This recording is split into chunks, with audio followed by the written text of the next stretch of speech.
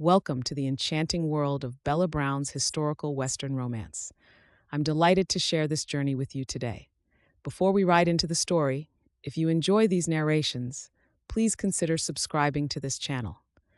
It's a small gesture that makes a big difference, and your support makes it possible to continue bringing these heartfelt tales to listeners everywhere, completely free of charge.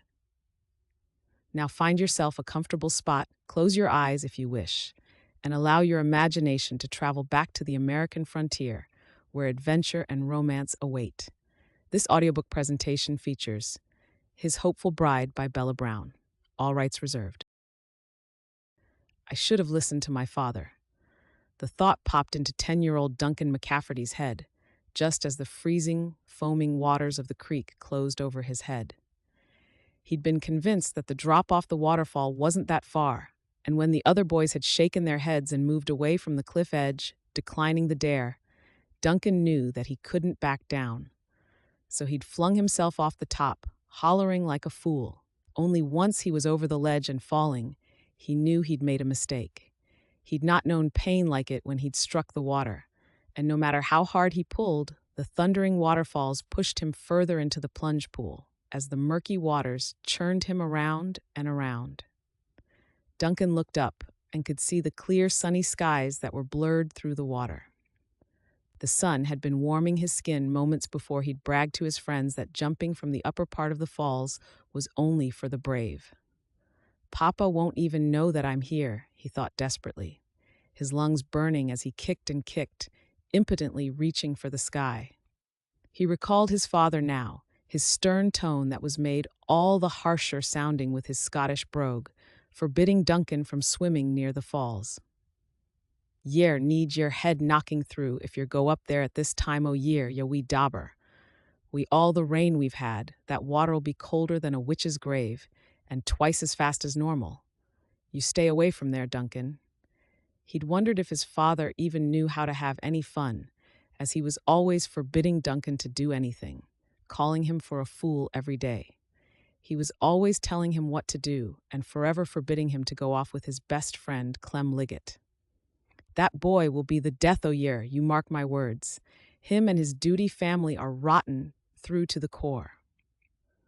When Duncan collided with one of the boulders that jutted out on the bottom of the pool, he let out a bubbly cry and tried to suck in a breath, his throat closing off as pain ripped through his back and his lungs.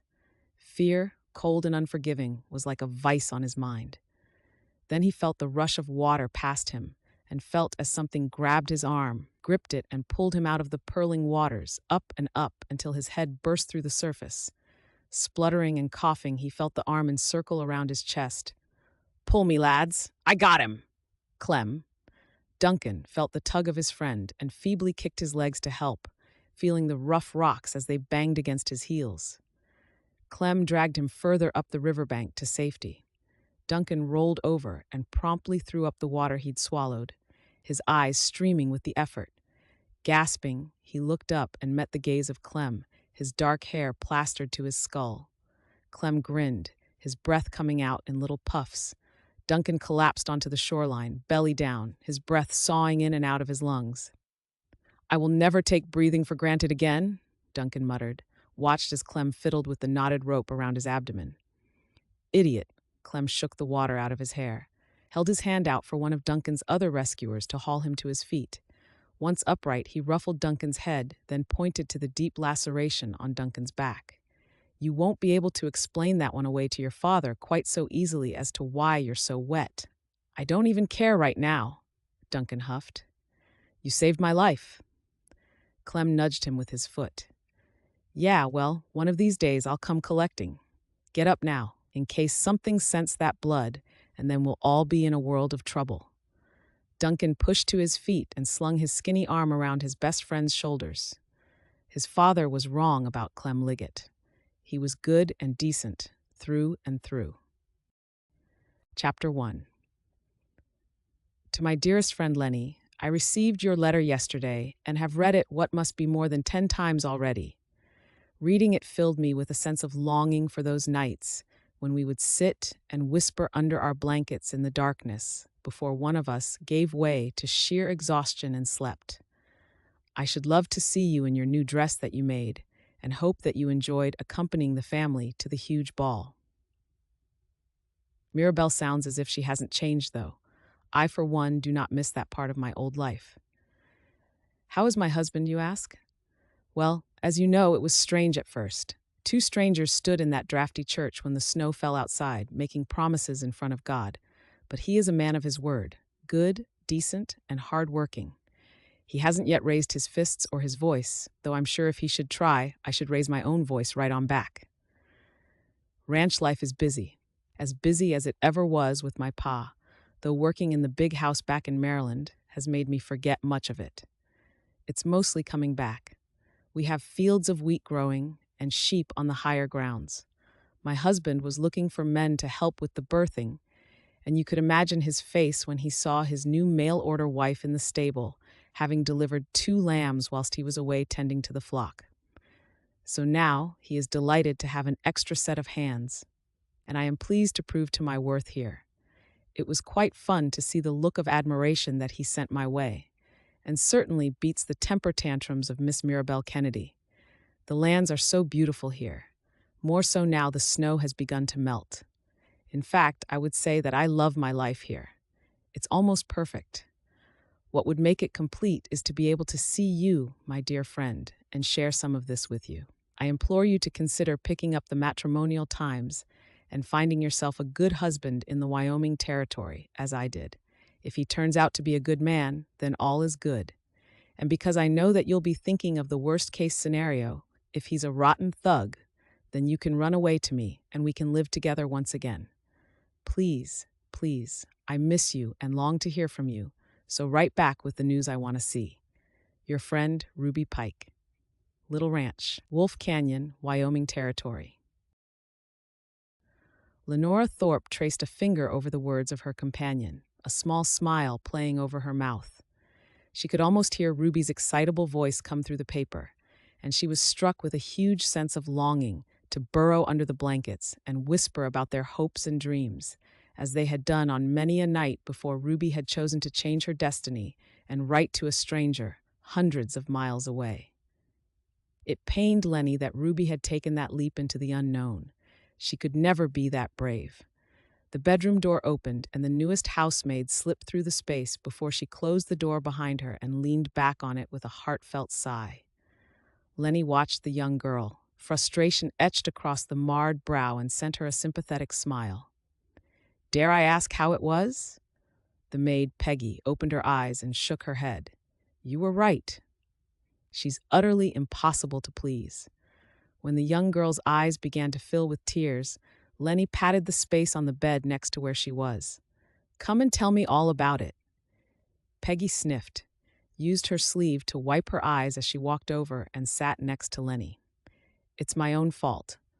I thought you were talking crazy when you said you were relieved that Mirabelle had banned you from attending the party after you had that lovely dress made as well. They say that pride comes before a fall." The bed dipped as Peggy perched on the edge, and I certainly felt proud that I'd been chosen over you, seeing as I'm only a junior, really. I thought maybe you were exaggerating when you said she could be meaner than a snake. Whereas Ruby and Lennie had begun as housemaids at the same time at the Grand House in Ellicott City, Maryland, Peggy had been Ruby's replacement. Her young age meant that Lennie was supposed to train her under the watchful eye of the housekeeper, Mrs. Owens. It also meant that Peggy was particularly vulnerable to the spiteful tongue of their charge. The eldest daughter of the town doctor, Mirabelle, was used to the finer things in life. She was also vicious as well as spoiled. Lennie had been disappointed not to have been chosen to go to the party, after Mirabelle had taken exception to having had the wrong beads set out for her to wear to a social function the other night, but she wanted to ease the other maid's worries. "You should be proud that you were chosen. Mirabelle didn't need to take anyone," Peggy sniffed. "That's true enough. As soon as she got there, she was downright horrid. I think she only wanted someone to pick on and make others laugh at my expense," she said in a small voice. Lennie wished that she could say that things got better once she'd been here longer, but that would be a lie. "Were there many at the party?" Peggy nodded. Yes, Dr. Kennedy had said it was quite the turnout, though he was fair to raging before we left. Surprised? Lennie asked. Why? Peggy lowered her voice to a whisper. He said that Mirabelle was 3 sheets to the wind. She'd been drinking? Scandalized, Lennie's eyes popped open. Peggy nodded. And she's a mean drunk, too, like my pa was. Lennie couldn't wait to share the lascivious details with Ruby. What happened? I think that Miss Mirabelle had her eye set on one handsome young suitor, and he arrived with another young woman on his arm. She near popped a button in her temper, and the house servants who were serving the platters there said she was making sarcastic comments that hushed the table on more than once. Lennie clapped a hand to her mouth. I wonder what it was that she said. Peggy shrugged and pulled a face. I was in the kitchen most of the night with the other servants, waiting on instructions from the family. I was disappointed. I thought I would be at the party. Maybe find me a handsome rich man. How about a handsome butler for you instead? Lennie's lips twitched at the look of disappointment on the maid's face. Inspired, she held up Ruby's letter. Maybe we should do what Ruby did and find ourselves a man on the frontier. Peggy shook her head. Oh no, I want a refined gentleman of class and a decent Christian too. They're all savages there, or so I heard. Lennie thought about the warm-hearted way in which Ruby described her new husband. He didn't sound uncouth or mean. Peggy was an orphan, just as Lennie and Ruby were. Women like them didn't have many options when it came to finding work that paid and provided a clean and safe room and board, especially in this part of the world. Lennie herself had gone into service aged 12 and had been here for 5 years. That meant 5 years of dealing with Mirabelle and the Kennedy family with their acid tongues daily. We'd better get some sleep. Girls like us can only dream of having us a nice husband and a maid of our own, Peggy sighed, and crossed to the single cot on the other side of the room. As the young girl got ready for bed, Lennie settled herself into her mattress, and she wondered what her life had in store for her. Endless days of being ridiculed and berated stretched out, and it filled her with a sense of dread. She closed her eyes and wondered if she would have the courage to join Ruby and to start a new life in a strange land far away from Mirabelle Kennedy. Lennie edged the bedroom door open with an elbow, her lower lip gripped between her teeth as she tried in vain not to bump the edge of the tray that she held, in case the china rattled. Immediately, she was assaulted with a sickly, sweet smell of stale whiskey that permeated the air in the gloomy room. Quiet as a church mouse, she crept across to the small dressing table, intent on leaving the tray and claiming that Mirabelle must have fallen back to sleep. She knew from experience that disturbing her at any time of the day was dangerous. However, after a night of indulgence, it would be catastrophic for Lennie. But the doctor's wife had insisted on waking her daughter up after the fiasco from the night before. Which idiot is that? The voice was muffled against the pillows in which she was sprawled amongst. Lennie, she whispered her reply as she set the tray down. Your mother thought that you might. Speak up, I can't hear you. I have some breakfast. Lennie tried again, her tone slightly louder. Your mother thought that you might like something to eat. Mirabelle's bonneted head raised up, a pillow tumbling off her crown. Why are you shouting at me, you imbecile? What time is it? Why are you in here in the middle of the night? She bellowed before Lennie could reply. Lennie firmed her lips yet kept her tone even. Pardon me, Miss Kennedy. Oh, my head. Mirabelle rolled upright into a sitting position, clamped her hands either side of her skull.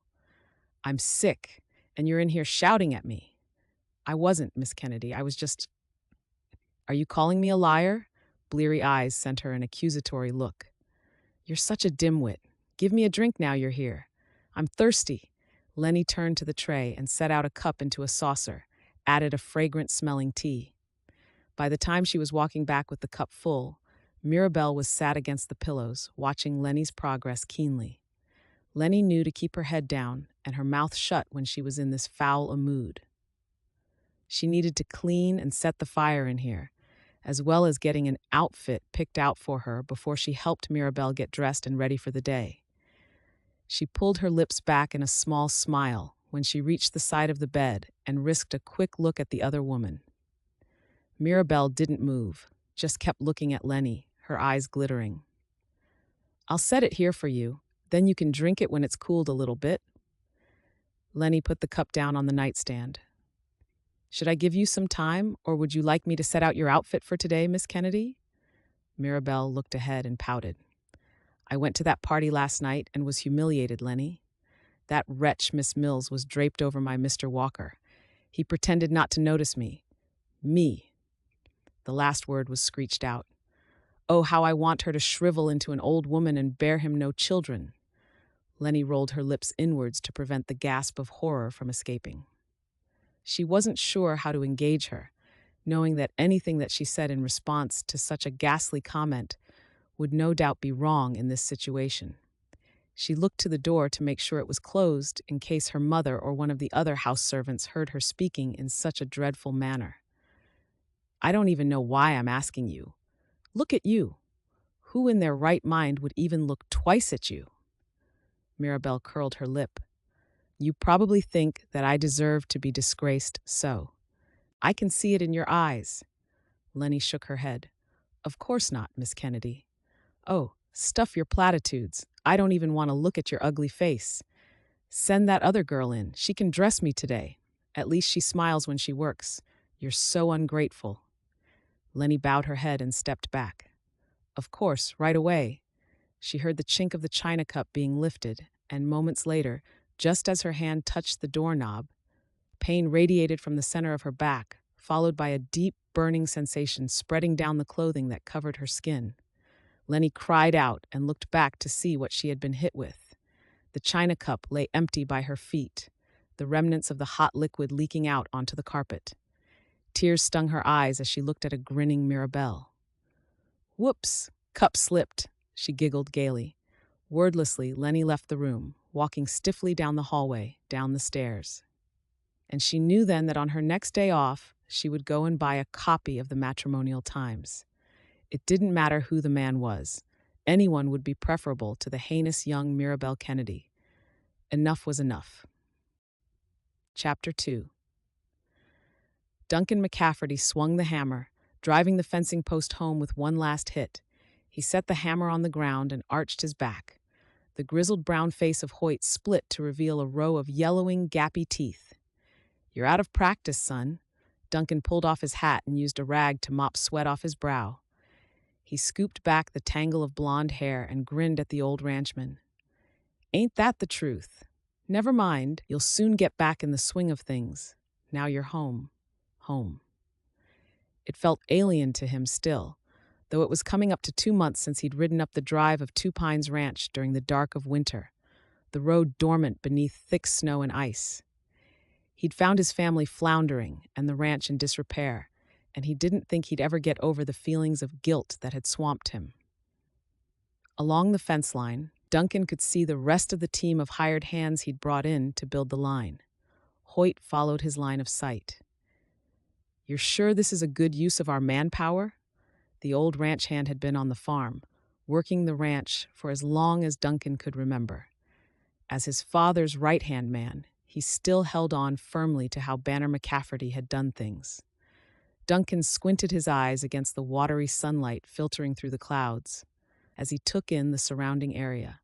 "Hoyt, my father may have known farming like the back of his hand, but I know business. I know I haven't been around, but I figured if we try it my way for a bit, see if we can't make a few bucks. If it doesn't work, we'll revisit the problems again, maybe try and implement some of the older ways again." Hoyt pursed his lips, considering the younger man, then gave an imperceptible nod of approval.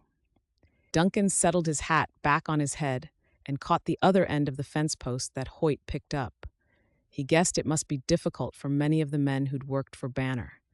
His father was a big man who commanded most by sheer brute force alone. Duncan took after him in stature, but his mind worked differently. It was why Duncan had left the ranch in the first place, seeking his own fortune in a mine in California. His father had been against fences, seeing them as costly and pointless. Instead, he allowed his cattle to roam. Duncan figured that after the harsh Wyoming winter that had wiped out much of the cattle stock in the state, they needed to keep their stock close, and to try and keep out cattle rustlers and predators looking for an easy meal. And with a fence, he could make sure that the cattle were well fed, thus improving the quality of the meat. His belly was growling by the time the sun was sinking into the tree line and he was climbing back into his saddle. His shoulders ached and his palms were stinging. It was obvious to him that he'd been sat behind a desk for much of the past decade, though he wouldn't let on to anyone else that he was sore or that he had his doubts. He allowed the banter of the men to wash over him as they rode their way back to the farm. Growing up, he'd always resented having to do this type of work and had once seen it as beneath him. It had led to many a blazing row with his father. In fact, some of the last memories he had was anger towards his overbearing Scottish father. And yet, Duncan now realized that it must have taken courage and a steely determination for his pa to leave his homeland and travel to America, seeking a better life for himself. It didn't occur to Duncan that he'd had more in common with his father than he'd ever believed. When Duncan had first left home, he'd been excited. He and his best friend Clement Liggett had had the best time, traveling and exploring new places, until they'd bought the tiny scrap of land, intent on farming it. Little did they know that it held a mine with a river of silver running through the ground. Clem and Duncan had had to learn the mining business, and fast. He'd sent news home, expecting to hear some long-awaited for praise from his father, but it had never come. Sporadic letters from home had been few and far between. Duncan had missed the birth of his younger sister, Alice. His mother had tried to keep her writing to him perky and full of positivity, neglecting to mention then what must have been a steady decline of the farm. It wasn't until he'd received the letter saying that his younger brother and father had been killed in an accident that Duncan had decided he needed to come home to see them all. And when he'd seen the sorry state that the ranch had been in, he knew that he needed to step up and help his family out now in their time of need. He'd sold up his share of the mine and arranged to have his belongings brought back here. The Two Pines Ranch came into view as he rode over the crest of the hill. In the dusky light, the buildings looked less broken down. Instead, with the wide-open pastures and with lowing cattle grazing next to the home, the long, single-story building with its low-pitch roofline and the barns and stables that dotted around it looked almost idealistic.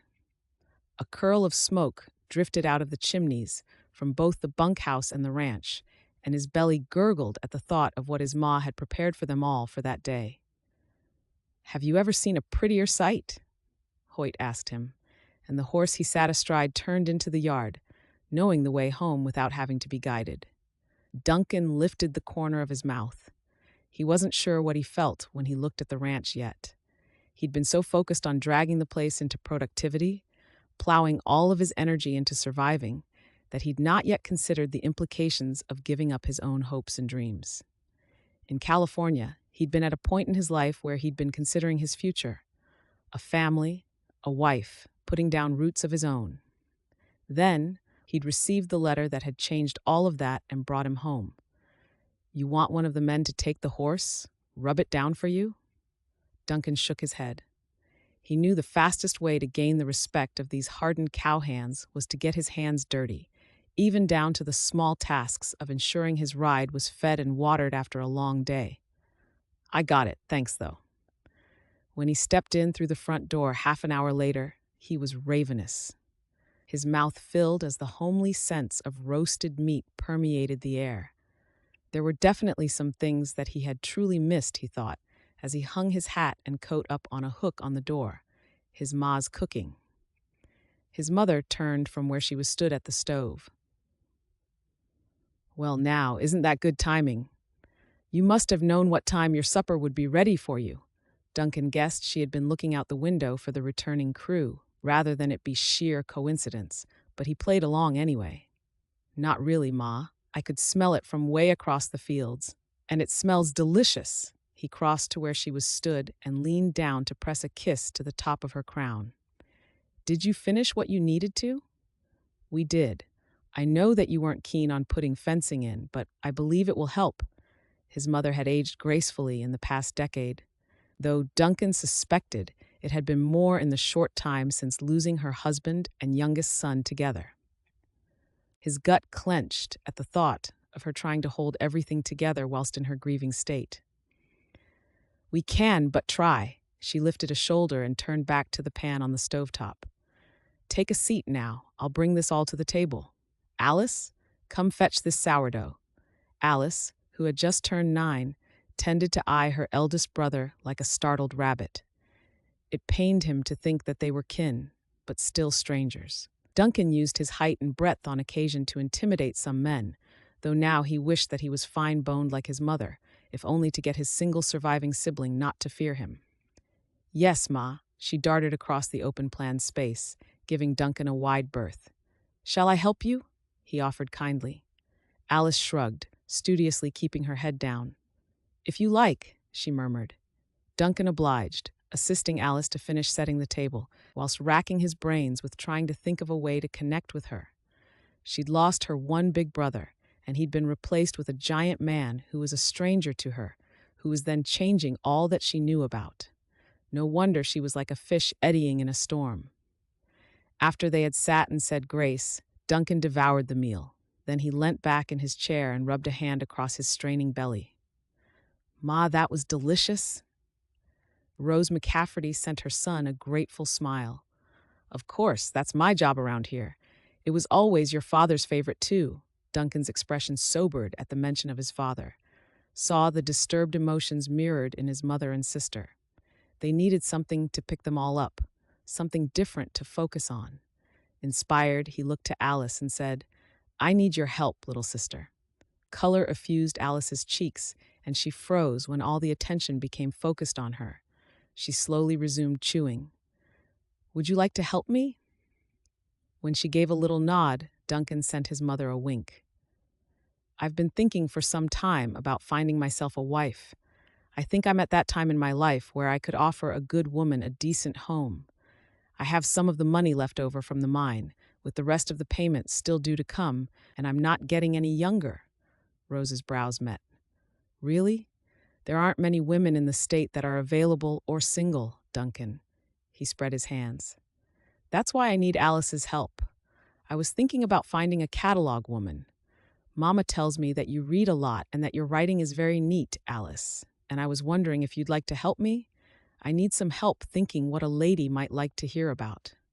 Wide blue eyes, identical to Duncan's, met her brother's soft gaze. "I think I'd like that," she murmured, and his smile was reciprocated. "That settles it then." He dipped his head. "Will you help me write an advert tonight? And then we can go to town tomorrow, if you have the time. Maybe buy some candy from Mr. Dodson's." He bobbed his brows and was rewarded with her beautiful smile, the first genuine one he'd seen on her face. "Oh yes," he thought, "this will do nicely." Chapter 3. The wait for an opportunity to go and buy a copy of the Matrimonial Times had seemed interminable, but finally she had managed to square away enough time where she'd been asked by Mrs. Owens to run an errand into the nearby town and had managed to persuade the driver to stop so she could run into the store under the ruse that she needed to get one more item for the house.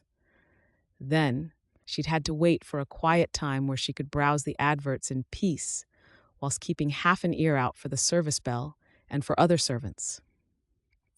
She didn't quite trust most of them not to say anything to her employers, thus making her life even harder, or worse, that the Kennedys would choose to terminate her employment now before she'd had a chance to form a relationship with a prospective husband. The paper made for fascinating reading. Adverts from both men and women coming together with one purpose, seeking companionship and something different to what their life held now. Some of the men were very specific in what they were and weren't looking for. But when her chores were done and Peggy was snoring softly in her bed, it was the one from Wyoming that Lennie read again and again as her imagination spun out. Wyoming was where Ruby lived. That in itself had made the advert favorable, but the words snagged something in her mind, and it had occupied her thoughts for most of that day. Advert number 347. An intelligent professional gentleman, 30 years old, height 6 feet 4 inches, weight 190 pounds of some means, would like to correspond with a good-looking young lady who is matrimonially inclined and who is of kind nature and not afraid of hard work here on my ranch in Wyoming. I can offer a good home, a kind husband, and plenty of open spaces and fresh air. Lennie checked that Peggy was yet to move before she slipped out the piece of paper from under her pillow, along with an envelope that she had begged from Mrs. Owens, with the premise of replying to Ruby. Instead, she sat up in her bed and she penned her reply to the advert, thinking that she might simply surprise Ruby by showing up on her door stoop instead. To Advert 347, my name is Lenora Thorpe, but I go by the name of Lennie to my friends. I was named after my grandmother on my mother's side, and my mama was the one who shortened the name, and now that's what everyone calls me by. I am currently working as a personal maid to a family here in Ellicott City, Maryland. The work is hard, and the hours are long, and as I get older, I often wonder what is to become of my future. I don't get out often as I would like, certainly not in a social capacity, so this is a good way of maybe meeting a suitor.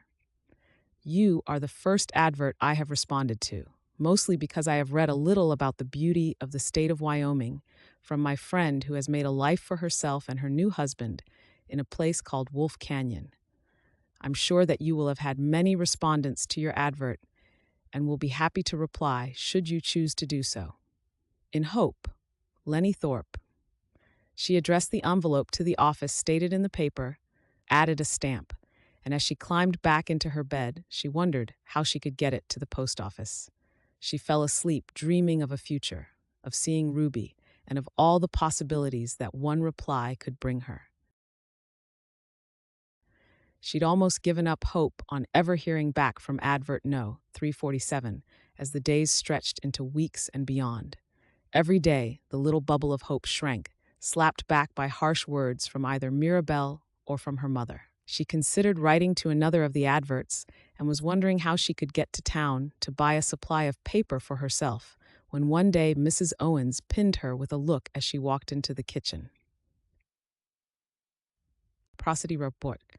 I have something here for you from Wyoming, only this isn't Ruby's handwriting. Lennie schooled her face into innocence. Maybe it's her husband, or something else entirely. The housekeeper's face pinched. I've already lost one good staff member. You needn't think that you're chasing halfway across the world, too.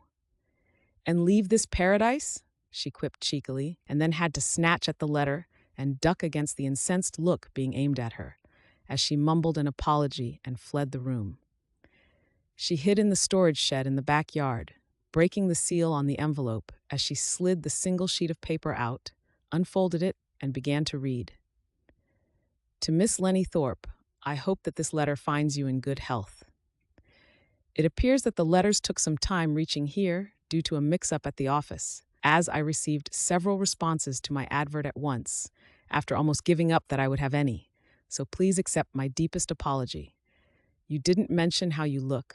Not that it would matter, though it's easier for me to think of whom I'm replying to, rather than use my head to imagine. Can you tell me more about yourself? Where you're from? You mentioned that you're a maid. What does that entail? You mentioned Wolf Canyon in your letter. That's about 20 miles from here, a half-day's ride. Your friend is right. Wyoming has a beauty unlike any other place, and I'm being reminded of it every day since I got back. I haven't always lived here on the ranch. I returned home earlier this year after living for the past decade in California. Being back here means that I'm home with my family, and as they say, home is where the heart is. Days here are mostly taken up with work on the ranch, tending to stock, and working the land. I look forward to a reply from you. From Duncan McCafferty, Two Pines Ranch, Flat Peak, Wyoming Territory. Lennie read it twice in the murky light that filtered through the grimy window. Hello, Duncan McCafferty, she whispered out loud and tried to imagine what he looked like. The advert had said that he was tall and nearly 200 pounds. Immediately, she wanted to run to Ruby to share the letter with her, much as Ruby had done when she was first speaking to Mr. Pike. Lennie sighed. She didn't yet trust Peggy to keep a secret. Not that the girl would reveal the news with malice, but through thoughtlessness instead. And so she tucked the paper back into the envelope and planned what she would say in response as she headed back to the main house.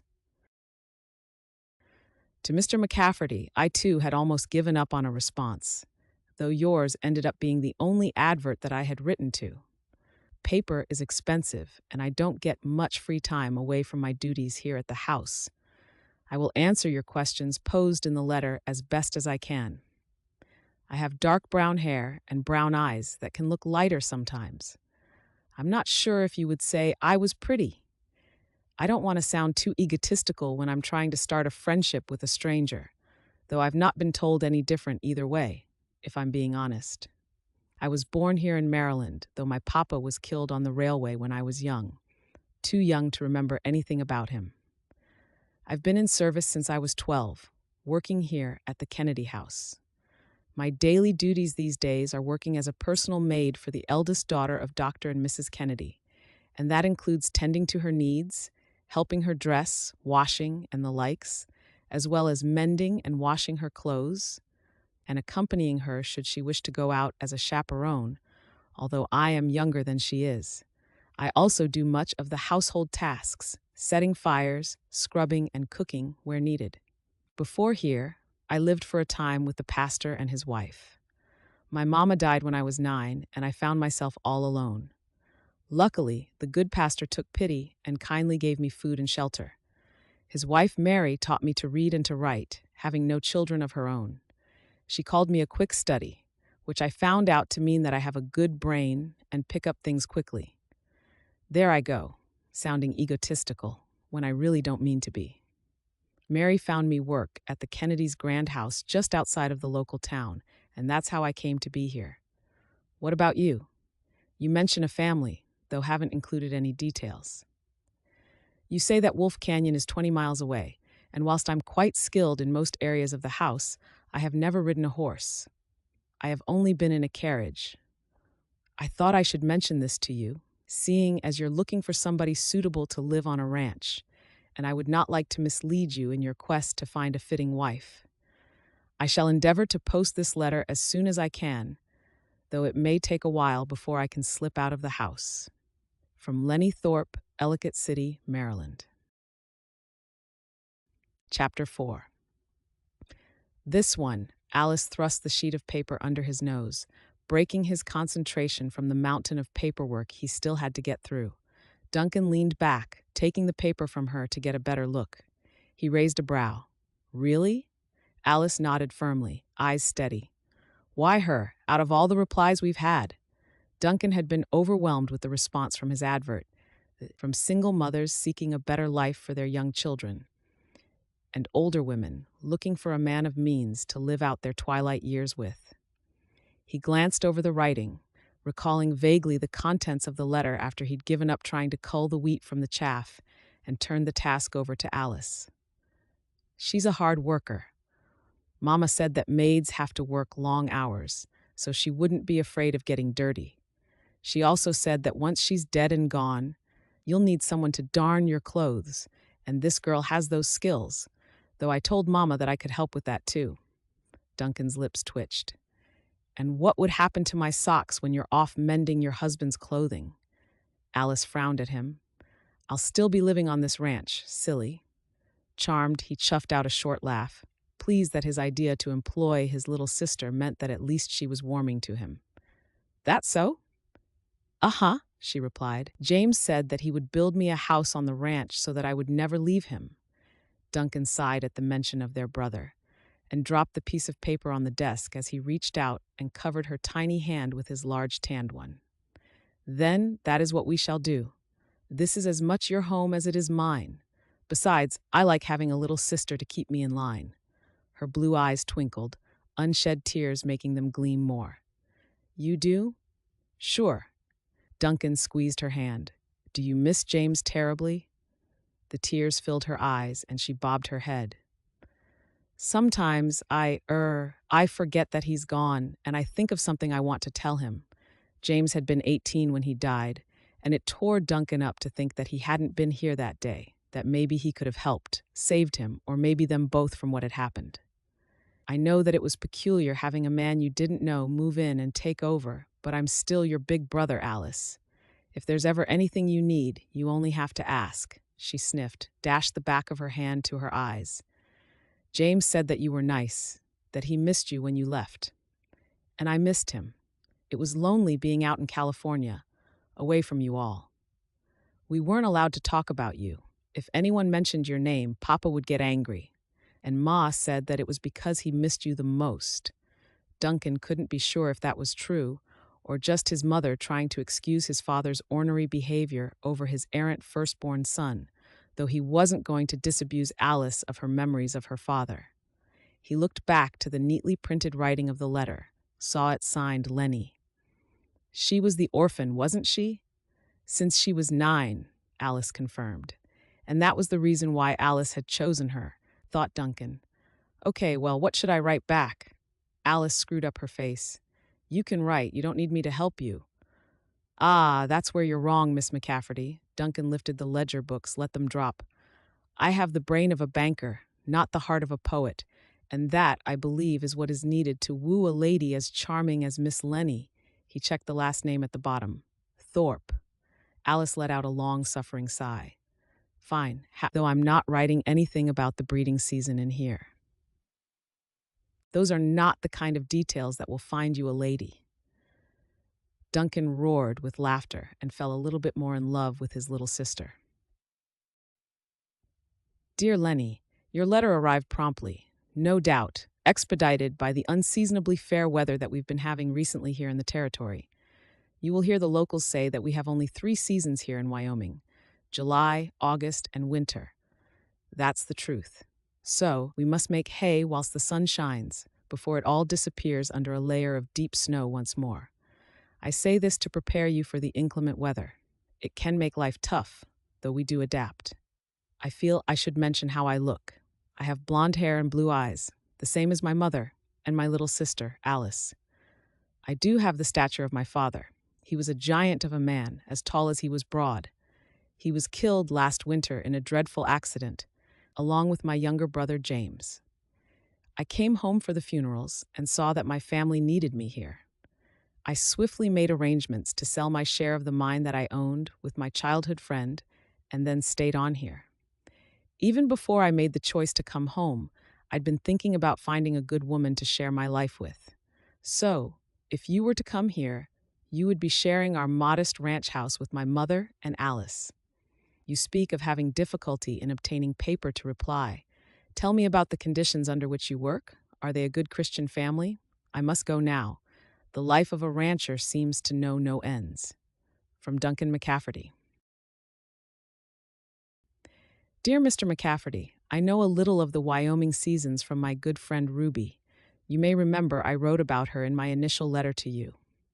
Your family sounds an absolute delight, and I'm sure that they count themselves lucky to have raised a man who's good, decent enough to return home.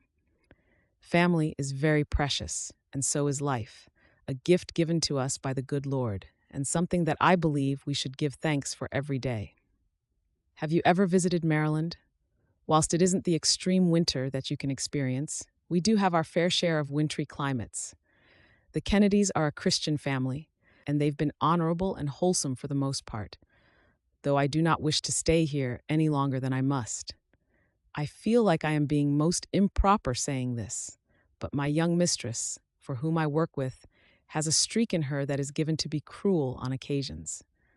Once it did not bother me, for I was able to share my woes with Ruby, though now she has left, and I must bear the brunt of it mostly alone.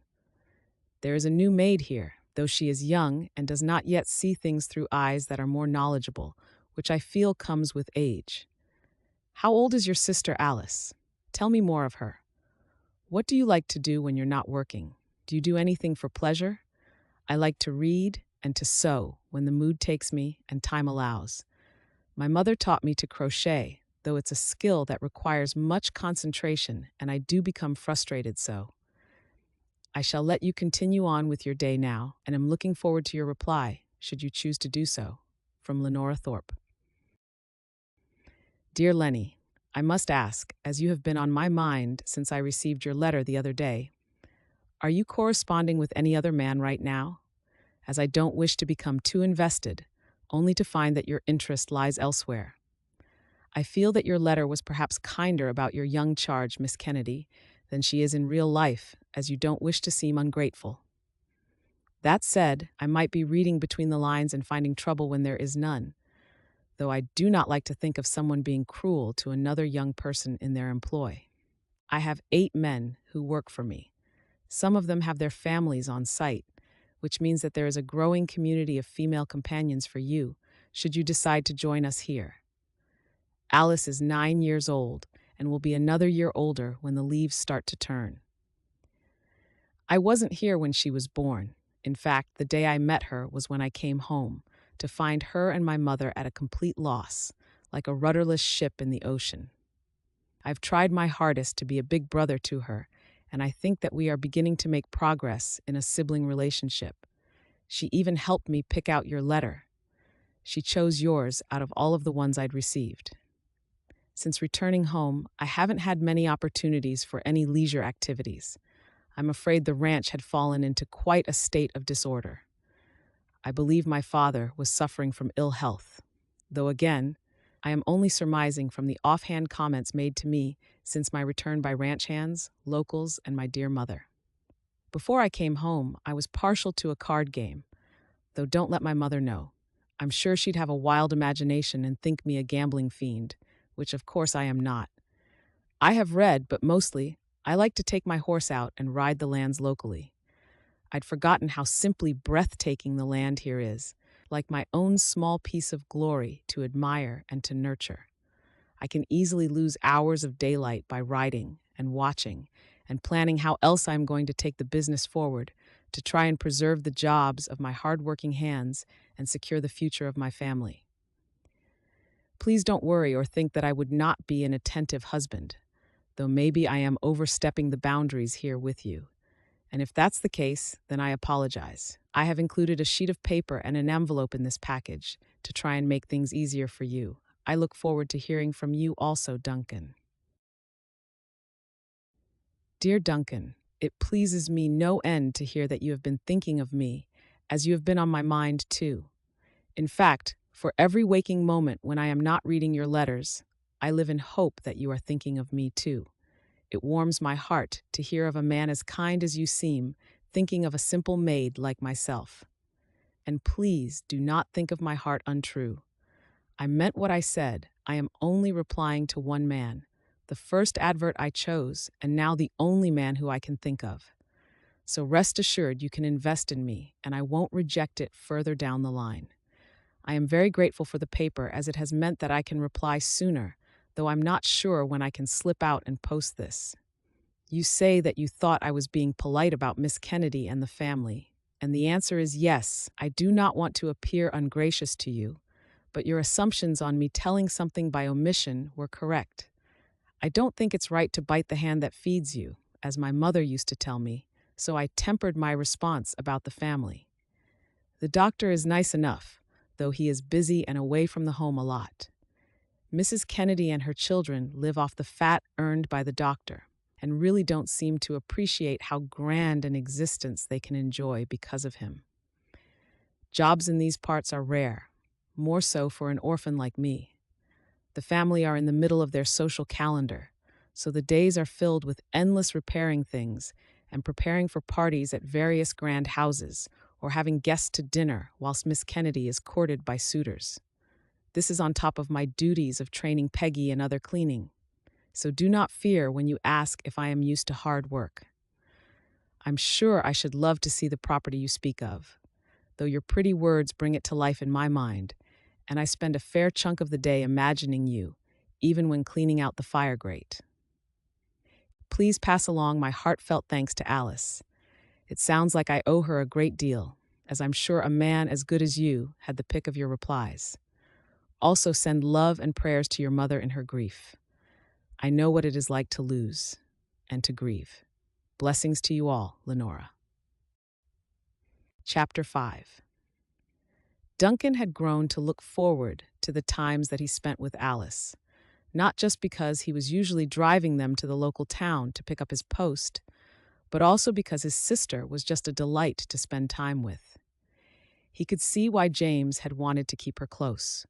With her quick wit and great sense of humor, she brightened up his day.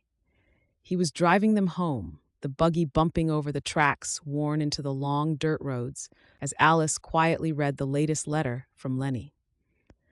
Whilst he had written most of them, he'd included her in what he should say, if nothing more than to give them a starting point in trying to build a relationship with one another.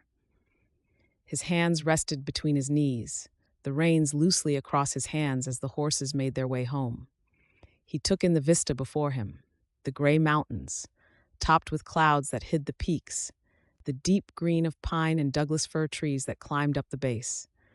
Birdsong and buzzing insects filled his ears as a lazy wind rustled the leaves of the trees they passed by. He couldn't remember a time in the past decade when he'd stopped to just listen and appreciate all that he had before him. "I think I'm going to propose," he said quietly. Alice looked up at him, eyes dancing with merriment. "Well, of course. Lennie seems a delight, though Mama says we have to wait before making a judgment." Duncan lifted a brow. "What else did Ma say?" Alice paused, realized that she may have said something she shouldn't, and tried to apologize. "I'm sure that she means well." "I know she does. It must be strange, me bringing in a woman to her home.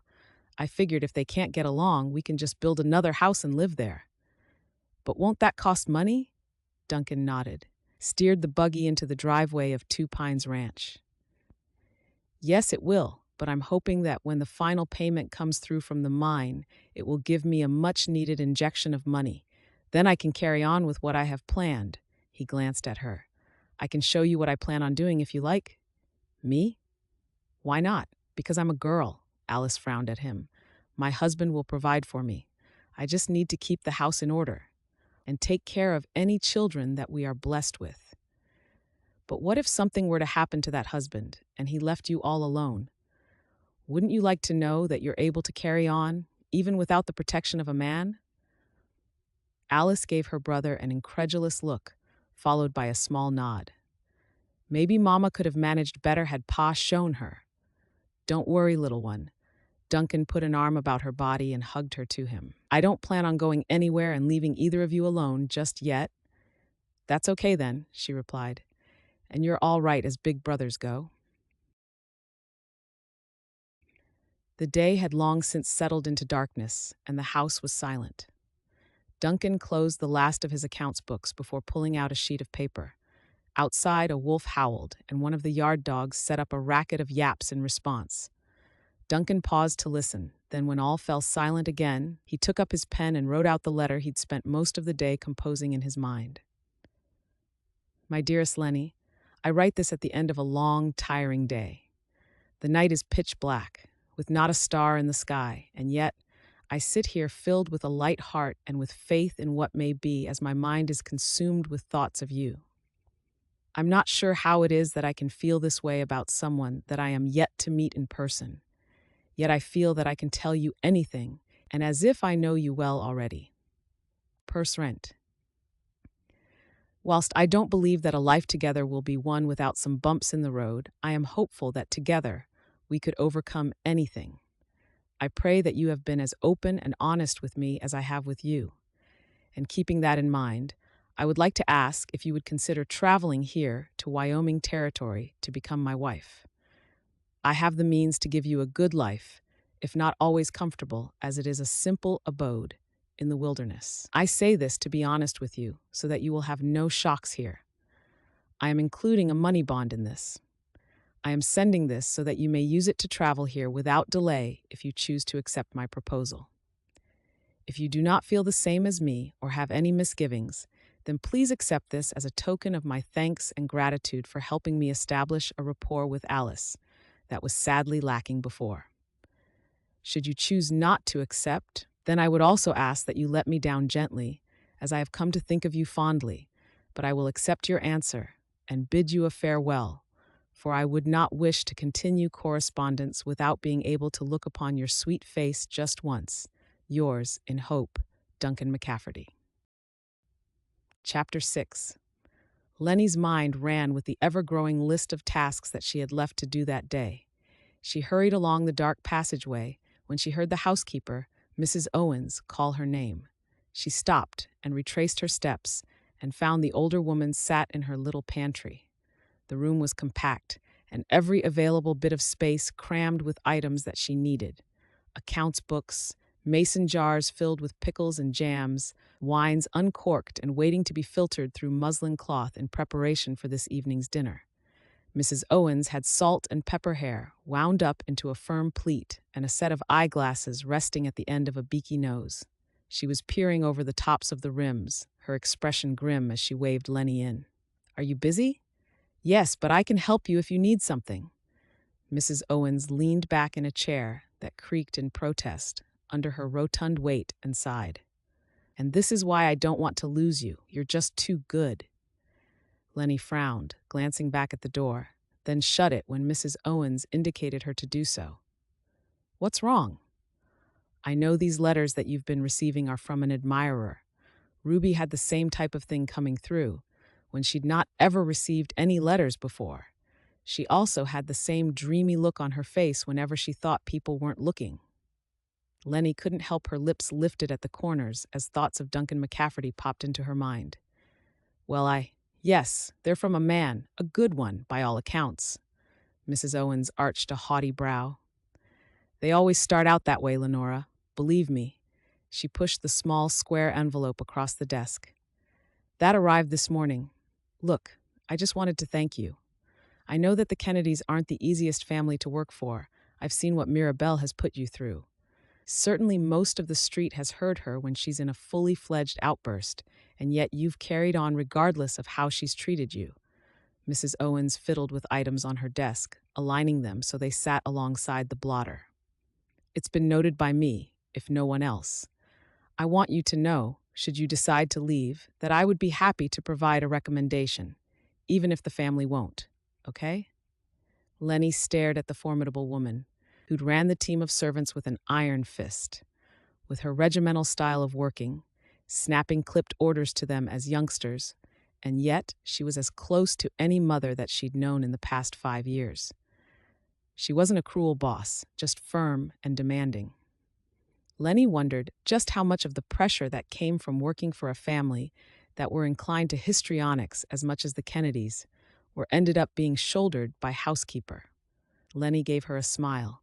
"Thank you, Mrs. Owens. You've taught me much and done it well." Mrs. Owens' nose flared wide, unused to such flattery.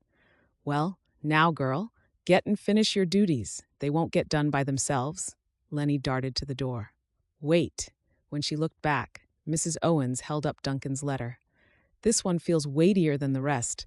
Not that I've been checking." She held it firm, giving Lennie a beady eye. "Make sure you get the jobs finished before you disappear into the shed to read this, yes?" Lennie let out a gay laugh, not surprised that the housekeeper was aware that she had been sneaking off to read the letters, as she was usually unable to wait until the end of the day. "Of course, and thanks again." Lennie had to wait until bedtime before she had a chance to read Duncan's latest letter. During one of Mirabelle's verbal tongue-lashings, she'd felt the thickness of the envelope crinkle deep within the folds of her skirts and had smiled, which had only incensed Mirabelle further. Lennie climbed into bed and dragged the oil lamp closer, so that the glow off it lit up her side of the room more. The money order dropped out first, as well as the extra paper that he'd been sending for her, drawing a gasp from her, and she hurriedly unfolded the sheet. As she read his words, her heart soared, filling her up with a happiness. It amazed her that they both seemed so in tune with how they felt, and she was able to speak frankly with him through the medium of correspondence. Their letters meant that she didn't have to consider how she appeared. She was simply able to speak from her heart. Without hesitation, uncaring of the noise that she made, or the grumbled protest that rose from Peggy's side of the room over having been disturbed, she penned her response, accepting Duncan's proposal. "Dearest Duncan, your generous offer and kind gift to help pay for my travel has only served to show me how much of an attentive man you are, and I believe you would make a considerate husband. I am delighted to accept your most welcome proposal of marriage. I only hope that you will not be disappointed when you look upon my face, for I hope that the genuine feelings that I have for you are shared. I'm too replying in the dead of the night after a long and tiring day, And yet I sit here in my attic room filled with vigor and with energy on the possibilities that you have now presented to a humble girl like me. I could not wait any longer without letting you know my answer, though I'm sure I shall not sleep a wink on this happy night. I shall await the sun rising on a new day and count the minutes before I am able to set about planning to travel to Wolf Canyon. I shall write to you as soon as I have prepared to leave this place and come to meet my future husband, in anticipation, Lennie. In the end, Mrs. Owens had helped make the travel arrangements for her, even though she had not been happy to be losing another maid. Peggy had been tearful, and Lennie had promised to write to her so that she had something to look forward to. Mirabelle had been outraged that Lennie would choose to leave service and had made demands that she remain where she was. When Lennie had gently explained that she wanted a husband and a family of her own, Mirabelle had hit her with a silver hairbrush and kicked her out of her bedchambers. So, with the brisk June wind chasing the fluffy clouds across a cobalt blue sky, and the petunias and hydrangea nodding their brightly colored heads as she left the house for the final time, Lennie handed her carpet bag and small, scratched travel case given to her by the pastor's wife to the carriage driver waiting at the foot of the front path. She'd worn a bell-shaped gored skirt of deep green, cinched neatly at the waist, and a contrasting blouse with a frilled neckline and little vertical puff sleeves. She'd finished off the outfit with a straight-brimmed, elegant hat that was decorated with a matching green ribbon. She was handed into the carriage, and as she settled back into her seat, she cast one last lingering look over the grand house that had been home for the past 5 years. A frisson of excitement, mixed with a sense of anxiety, made her, for a moment, consider the madness that she seemed swept up in. She was leaving all that she knew, heading across unknown lands to marry a stranger. Had she completely lost her mind? The cab wobbled and clunked as the driver climbed back into his position, and with a jerk, Lennie was carried off to an undetermined future. Chapter 7. The weather-beaten stagecoach rolled to a stop, and the team of horses plunged their noses into the water trough outside the post office. Cries went up as the staff hopped down, quickly working to unload luggage and passengers. Duncan watched from across the road, his unwavering gaze fixed on the doors to the carriage. The past 3 weeks had seemed to take an age to pass, and yet the last 3 days had gone by in a blur as he'd made arrangements to ready the house for the imminent arrival of his new bride, on top of the other work that came with running a busy ranch and managing a large team of workers. He'd put on the clean, light gray shirt and his favorite moleskin pants, but had left the tie that his mama had set out for him on his bed.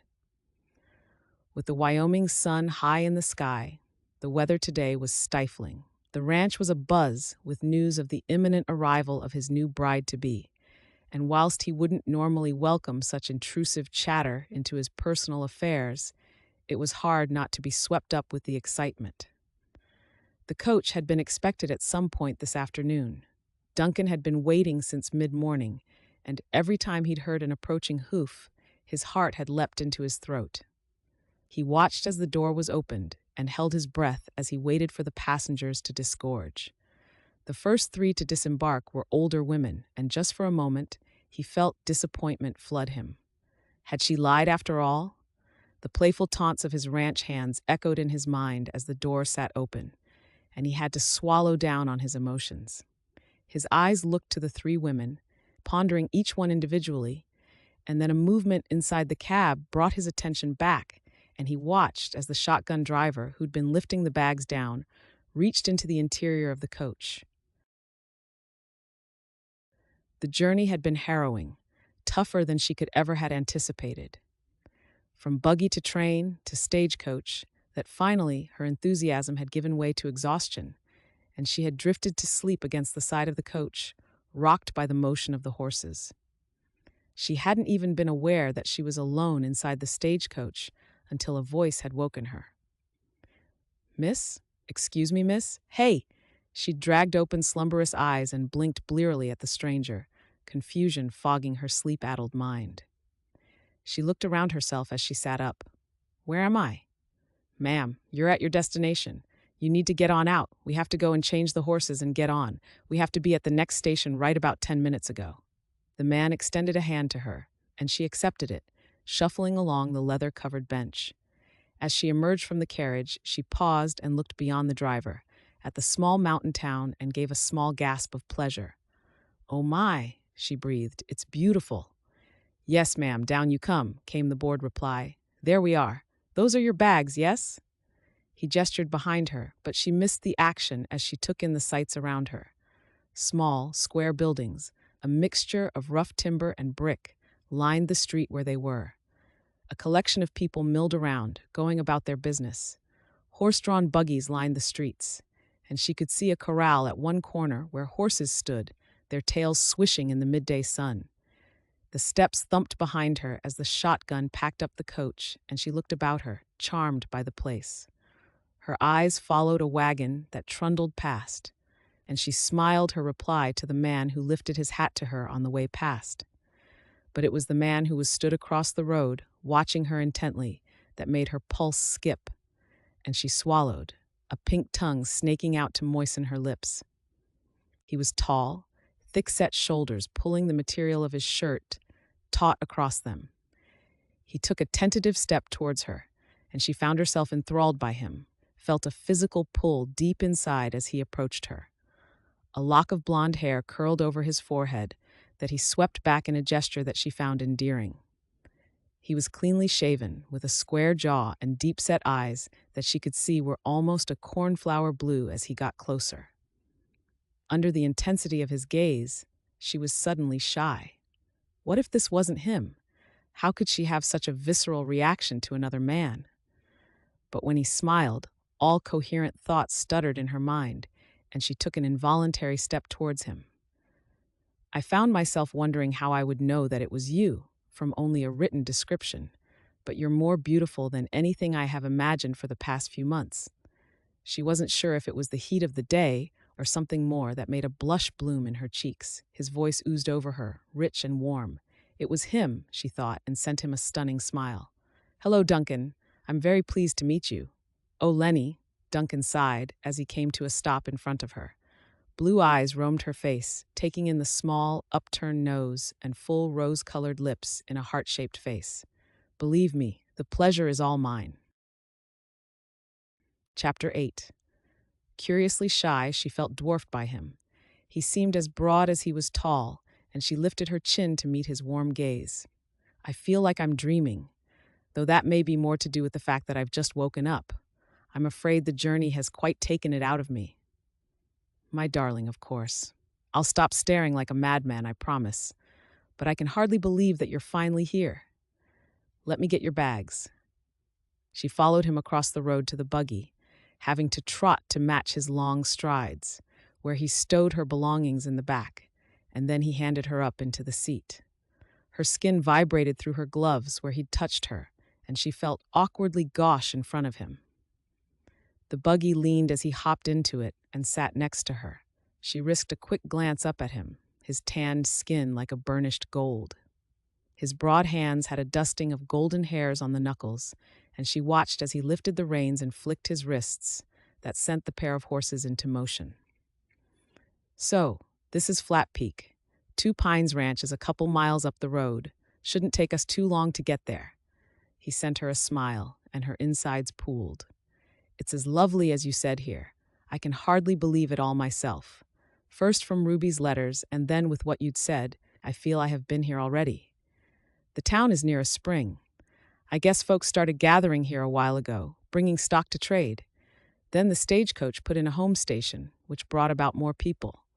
We have a hotel, a couple saloons, as well as the hardware store, a dance hall, and a mercantile store. That's where I was picking up my letters from you, though I guess we'll have no need for that now." He sent her a look of longing. She had to look away, though a smile spread over her face. He was more handsome than she pictured, and she was aware of every move he made within the confines of the bench that they shared. Instead, she looked about the town as the buggy rolled past the stores. People seemed to amble more out here, with less frenetic energy than had been back home, though it may be more to do with the sunshine than people being busy.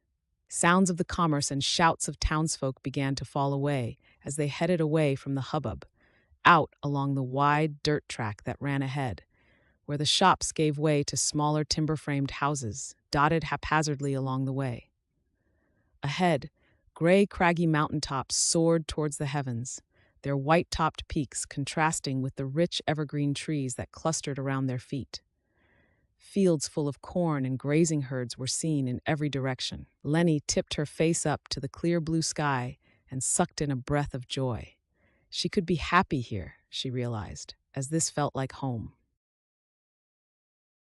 He stayed in the shadows, eyes narrowed against the bright sunshine, even though most of his face was obscured by the wide brim of his hat, which he'd purposefully kept pulled down low. Fury bubbled deep inside as he tracked the progress of the wagon making its way along the road and out of town. McCafferty, living his life without a care. He took another deep swig straight from the bottle of whiskey, now past the point of grimacing as it blazed its way down his gullet. He sucked on his teeth as he considered the couple, obliviously happy to what was coming for them. "Why is it some people come up stinking of roses no matter what they fall in?" he muttered darkly. "What do you want to do, boss?" he belched, then emptied the contents of the bottle into his open mouth and swallowed before launching the bottle behind him. "We wait is what we do," he muttered. "There'll be an opportunity come up. Just gotta be patient. You hear? He won't know what hit him, and then I'll take back what's owed to me." Gone were the sounds of the town. All around her were wide-open pastures, bisected by a narrow dirt road, a brown ribbon that rose to the horizon. A sign for Two Pines Ranch sat at the end of the small drive that had tracks worn into it. Duncan's voice had a rich timbre to it that soothed her weary head, and he pointed out that the ranch sat between the fork of two rivers that were brimming with brown trout. Lennie spotted the wisp of smoke from the chimney, the holding coming into view as they rounded the natural bend. She could see the main house easily, as it was larger than the rest, the dusky sun glinting a blazing magenta off the windows. Duncan pointed out the bunkhouse, the barns, stables, and storage sheds. Farming equipment lay about, and horses trotted to the fence line of the corral and whickered to the pony who pulled the buggy. Dogs yipped their greeting, scattering the hens that clucked angrily and had to disperse to allow the buggy to pull up. "Welcome to Two Pines," he said and swung down, hurrying to the side to assist her down. Lennie could feel the stares of the workers, lifting a hand to shield their eyes and get a better look at the new arrival. "People are looking," she mumbled and climbed down. Duncan reached into the buggy and hauled out her bags and lifted a hand to acknowledge the onlookers. "Curious is all. I'll introduce you tomorrow, and that should settle them down. Come. I want you to meet my mother and sister. I'm sure you need to rest and have something to refresh you. Are you hungry?" Lennie ducked her head and had to lengthen her strides to keep up with him as he walked towards the house. The ranch house had a wide wooden porch that jutted out on the right of the building, with two chairs set under the shade it provided. Lennie could see a small garden peeking out at the side of it, with vegetables in neat lines, and a small riot of colors erupting from planters around the home. It looked loved and cared for. The door opened and a petite woman stood in the open frame, and she watched Lennie approach with a tranquil expression on her face. It could only be his mother. Whilst Duncan had her fair coloring and the same striking blue eyes, her short stature meant she had to look up at her son when he stepped up to the threshold. Her pale blonde hair, almost white in some places, was tied tidily at the nape of her neck. She wore a neat blue skirt and practical blue blouse cinched at the waist with a thick leather belt. "You must be Lennie," the woman said kindly. "Welcome to our home." Lennie returned the warm smile. "Thank you, Mrs. McCafferty. Call me Rose, my dear. Duncan, set those bags down and then go sort that buggy out. Your supper will be on the table by the time you're done." She waved her son away and stepped back to allow Lennie to enter. Lennie turned and watched him leave, the wind ruffling his hair as he jogged back to where the little pony was edging towards the grassy patch at the fence line. "Come now, child. He won't be long. Let me show you around the home, then you can wash up. You must be tired."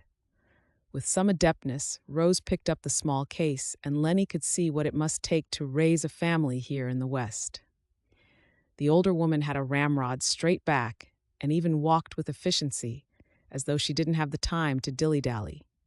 She led Lennie through the rooms, bigger than they appeared from looking at the house, and Rose explained the layout, adding little snippets of the history and how Banner McCafferty, Duncan's father, had added on bits as they'd needed it over the years. Several times, Lennie had to suppress a yawn as she walked. "Oh, child, look at you, half dead on your feet." "Forgive me, Mrs. McCafferty, you must think me terribly rude." Rose led her along a hallway, down a step towards the one end of the house. "Nonsense, you've had quite the journey, I am guessing. Now, here's your room. It's not much, but you can stay in here safely until we get to see the pastor and make arrangements." The door creaked a little as Rose swung it open and set the case down at the foot of a simple wooden bed. The patterned bedspread looked like it had been made from pieces of materials, woven together in a multitude of rustic color.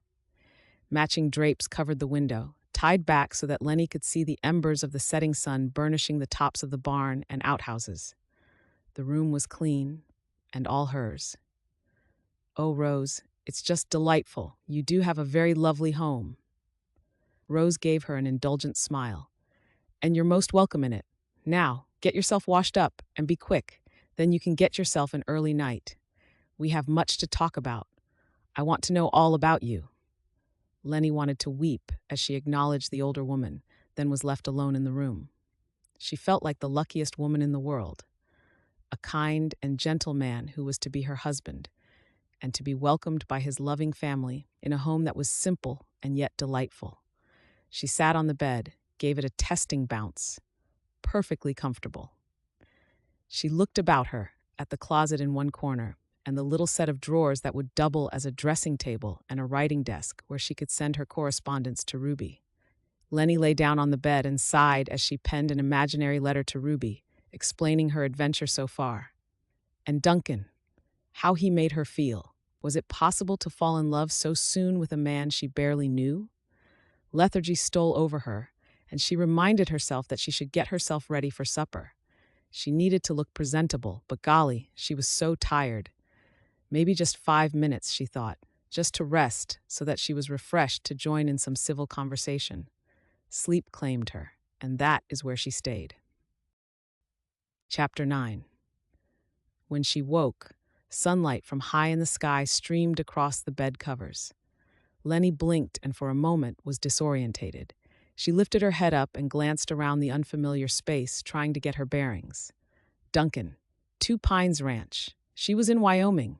She'd slept all night, though she couldn't remember crawling under the comforter that was across her clothed form. She sat up, mortified at having stood up her future mother-in-law after she'd gone to the trouble of preparing a meal for her, too. Quickly, she washed her face and fixed her hair, sparing a glance out the window. It looked to be another warm day, with cerulean blue skies and white, fluffy clouds. She hurried down the corridor and down the staircase, but found the lower half of the house to be empty. She hovered in the center of the living space, unsure with how to proceed. "They're all outside doing chores," came the quiet voice. Lennie let out a yelp and whirled on the soft voice. She found the source, a young girl peering shyly around the edge of the doorway. She wore a pale gray shift dress, long blonde hair falling in braids over each thin shoulder. Sharp blue eyes darted up before they slid towards the kitchen window. Lennie let out a breath, a hand over her chest. "You scared me," she said on a huffing laugh. "Are you Alice?" Her young cheeks blushed, and she gave a little nod. Lennie smiled. "I'm Lenore, but people call me Lennie." "I know," came the hushed reply. "Ma said I was to stay inside in case you woke. I can make you something to eat if you're hungry."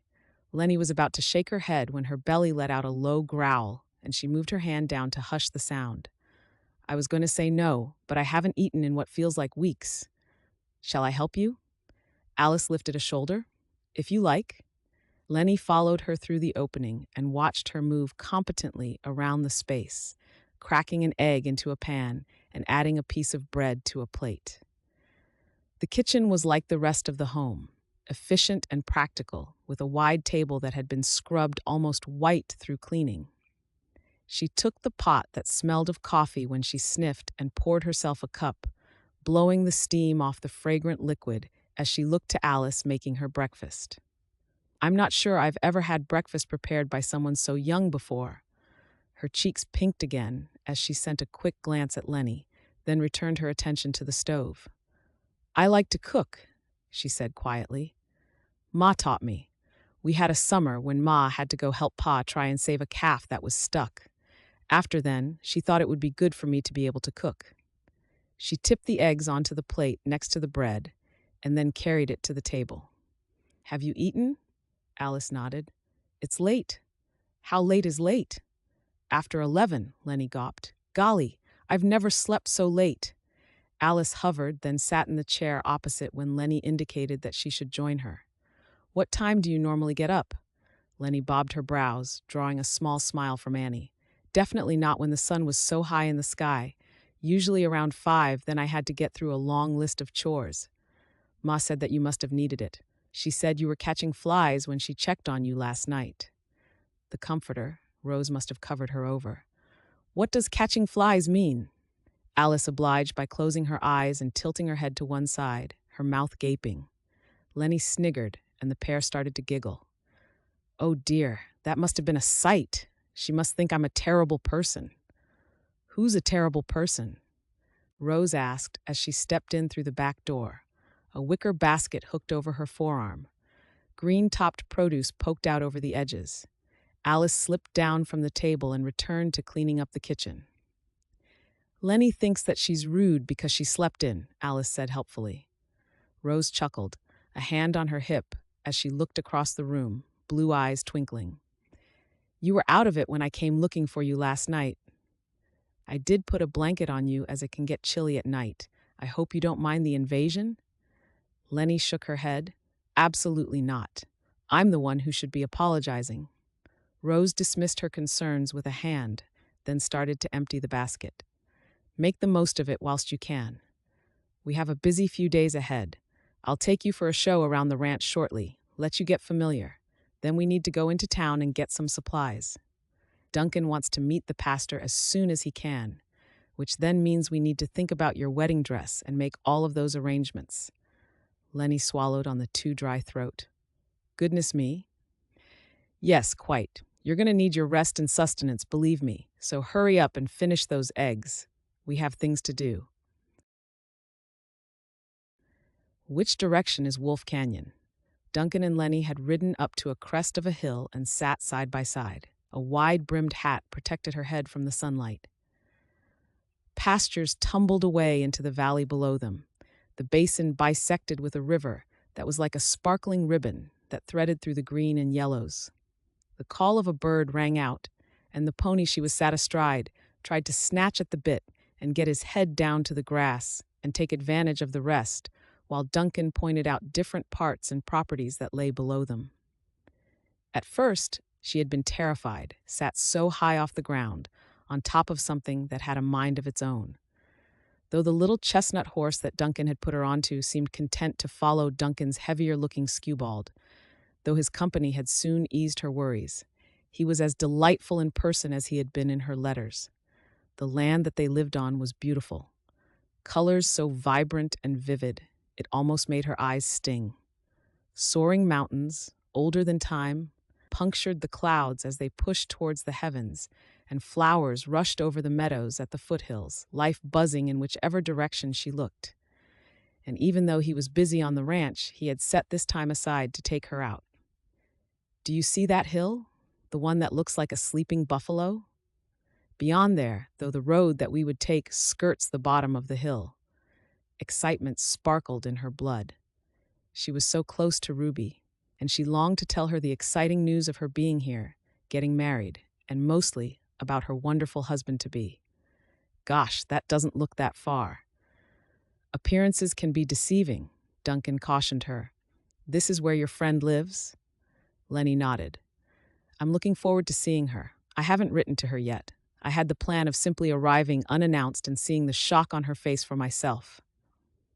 Duncan nudged back the brim of his hat, his eyes moving to the hill in question. I will take you.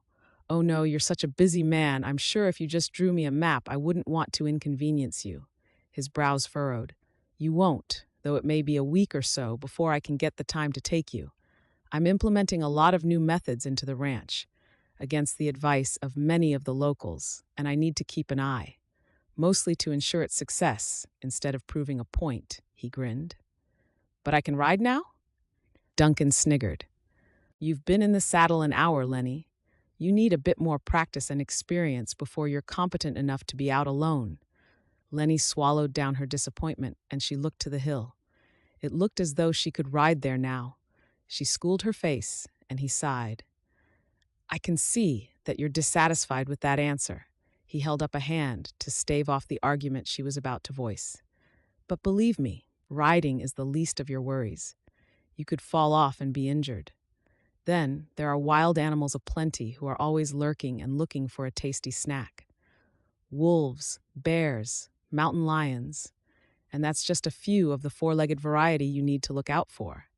There are outlaws and bandits who are less than scrupulous.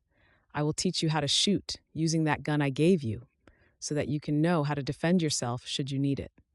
Once you've been here for a while, then you can ride to places alone. But please, indulge me in keeping you safe and wait for me to take you to see your friend, okay? She smiled at the imploring expression he was sending her way and wondered how she could say no when her heart stuttered so over him.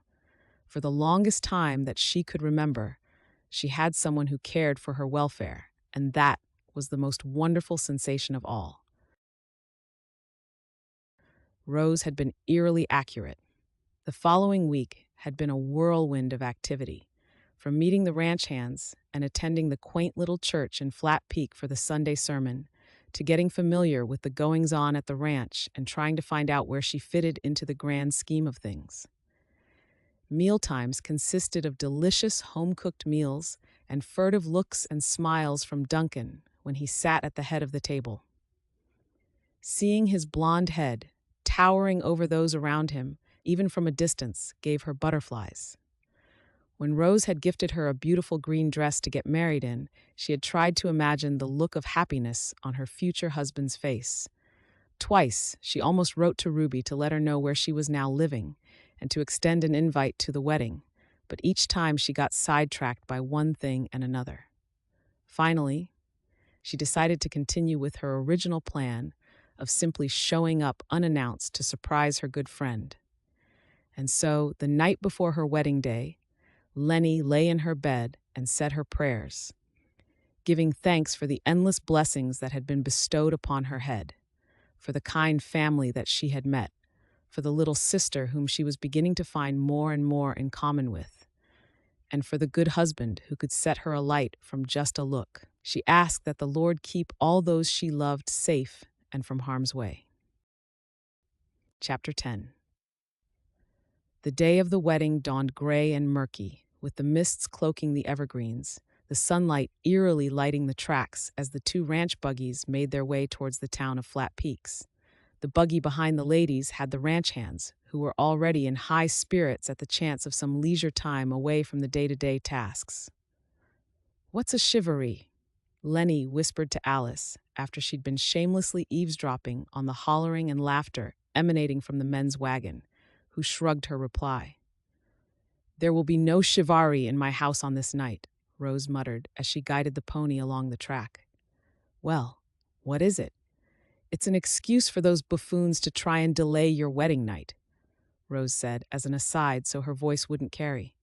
"Some men think it's funny to let the livestock in the house or tie cans to the nuptial bed. I heard such goings-on where the groom gets kidnapped and abandoned somewhere in the countryside, or ends up dunked in the cow trough." She pulled a face as Lennie stared agog at her. "Don't worry, Duncan won't let any of that happen. We'll have ourselves some music and maybe a dance later, but there'll be no silly shenanigans. You mark my words." Lennie looked back at the buggy behind them, at her future husband, who laughed along with the ribbing that his men were giving him. It was hard to think that in just a few hours he would be hers, and she would be committed to him forever. She saw the tops of the buildings, the little church standing taller than most as they drew nearer to the township. She sucked in a steadying breath to calm her nerves and sent a small smile to Alice when the young girl patted her knee in reassurance. The buggies parked one behind the other along the fence of the church, and the horses were secured. Duncan hopped down and met her gaze. She forgot the nerves as her heart swelled in her chest. Other sounds fell away as she watched him approach her. Was it possible to have fallen so hopelessly in love so soon? All she needed in life was him, and that beautiful smile of his. "Are you ready?" he asked her gently, and she nodded.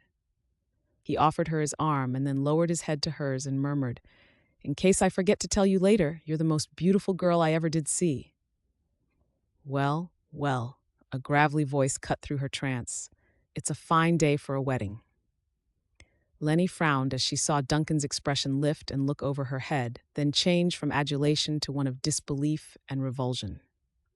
She felt his body tense, and she turned to look at the man who'd swaggered into the middle of the group.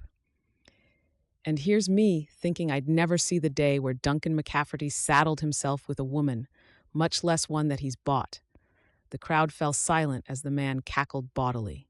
He was tall, yet spindly, his hair combed back off his face and hanging limply off the back of his balding head.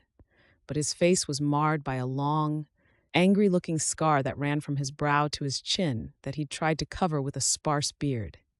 His appearance was unkempt, and he grinned at Duncan, his uneven teeth blackened or missing. "Clem," Duncan stepped in front of Lennie, his voice low. "It's been a while. What happened to your face?" Clem waved away the question as he walked closer. "Part of the reason I'm here, brother." "What are you doing here? Who's looking after the mine?" The reptilian grin widened. "Came to see my buddy get hitched, didn't I? Loves me a good wedding." He clapped Duncan on the shoulder, and Lennie could see a muscle bouncing in Duncan's clenched jaw, his stance stiff. It's just family," Duncan said.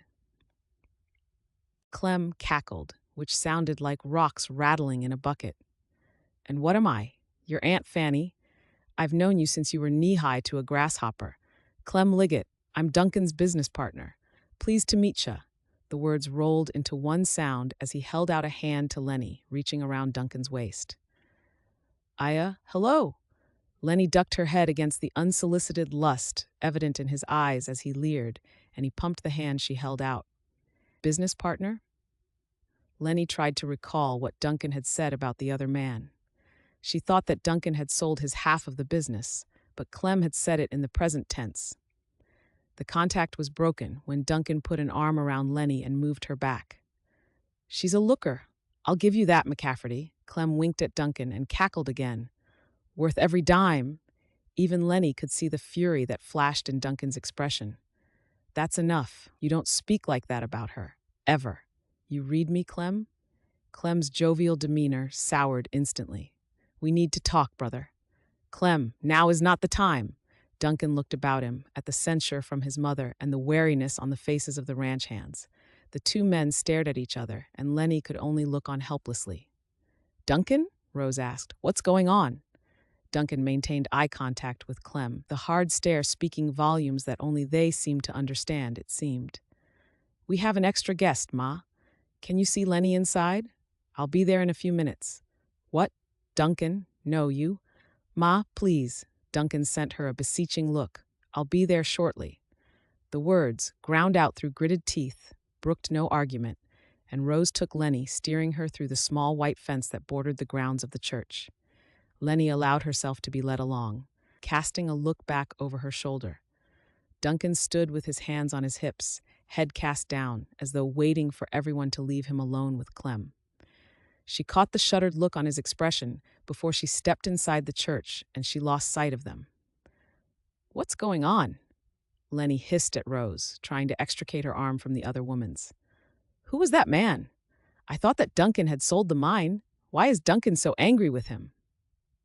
Rose's smile was more of a grimace, and she shook her head. "Not now. Let's just get through this."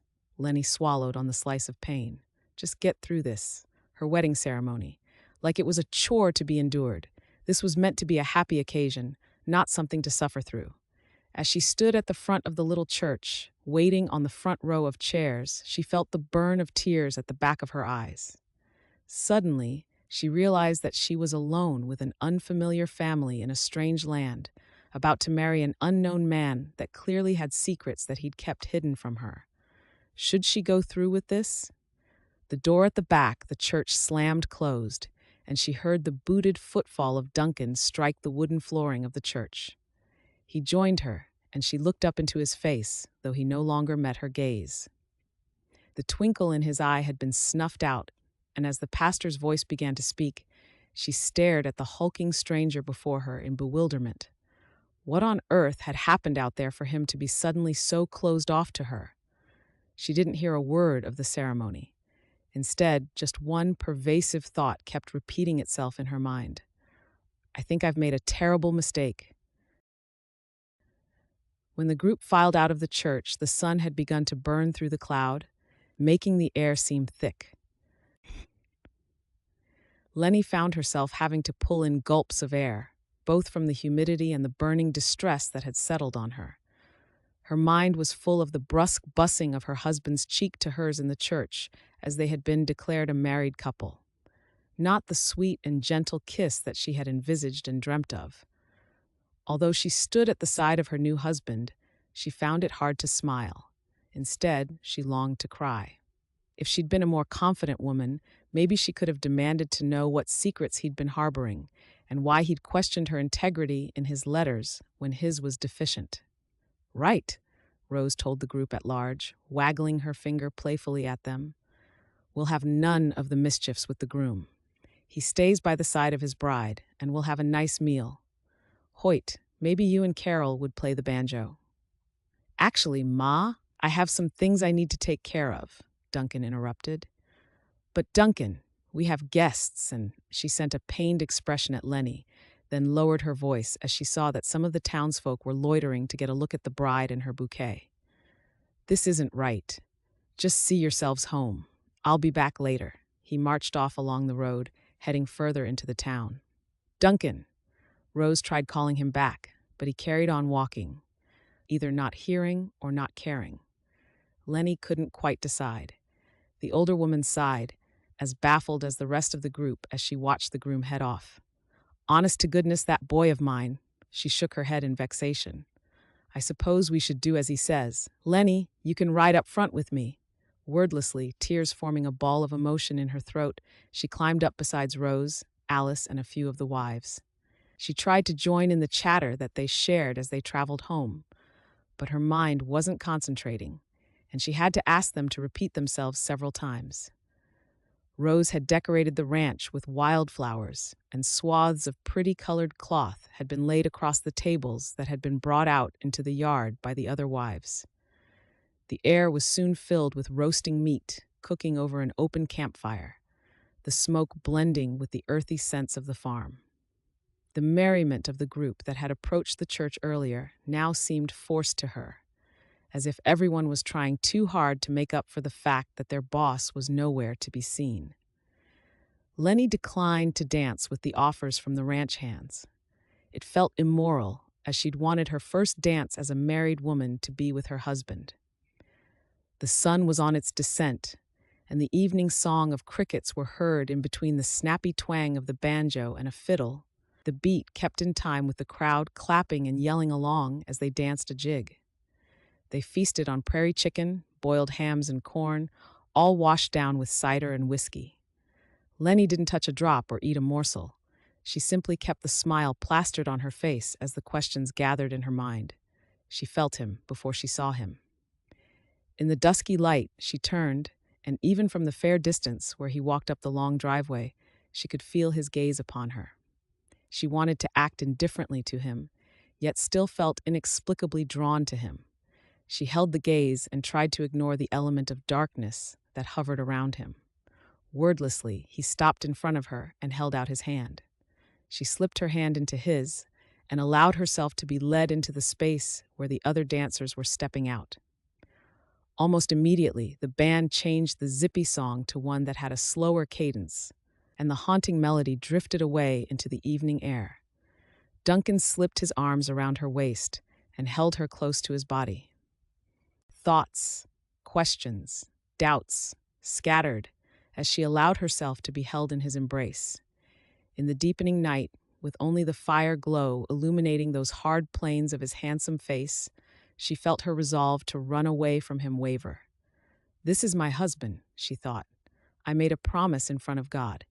She found herself longing to lean into him, yearned to soothe the burden that enveloped him, and to hear his carefree laughter again. She wanted to ease the worries of this giant of a man who'd invited her here. Instead, she stood tall and kept her emotions closed in.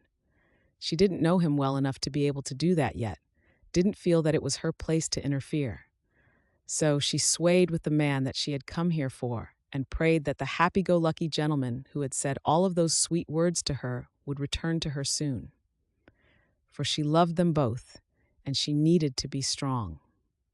"Did you manage to sort everything out with your friend?" she asked him quietly. His chest expanded and his breath rustled the hair on her crown with his deep sigh. "Yes, thank you. I'm sorry." Her eyes stayed on the horizon, and she tried to keep her tone neutral. "For what?" "That I was kept from you until now. It's not the day I had in mind this morning," Lennie nodded. "You're here now." Her voice was soft, finding it hard to be cross with him when he filled all of her senses. "At least I got to dance with you tonight." "You are the only dance I've had tonight," she replied, and smiled when he pressed his lips to her head. "Then I'm the luckiest man in the territory."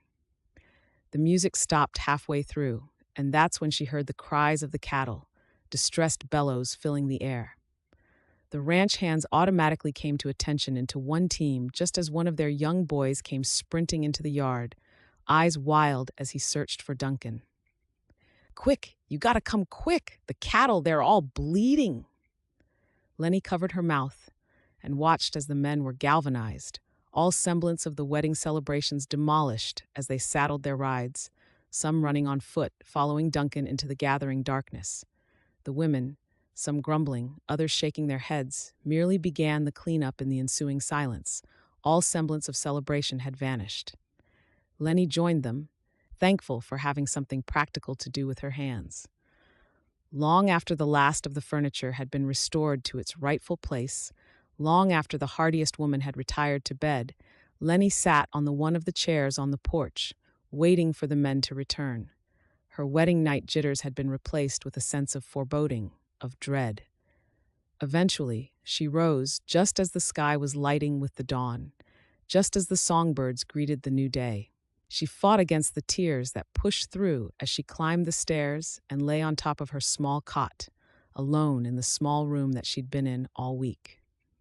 She closed her eyes, her tears wetting her lashes, and she let them fall unchecked.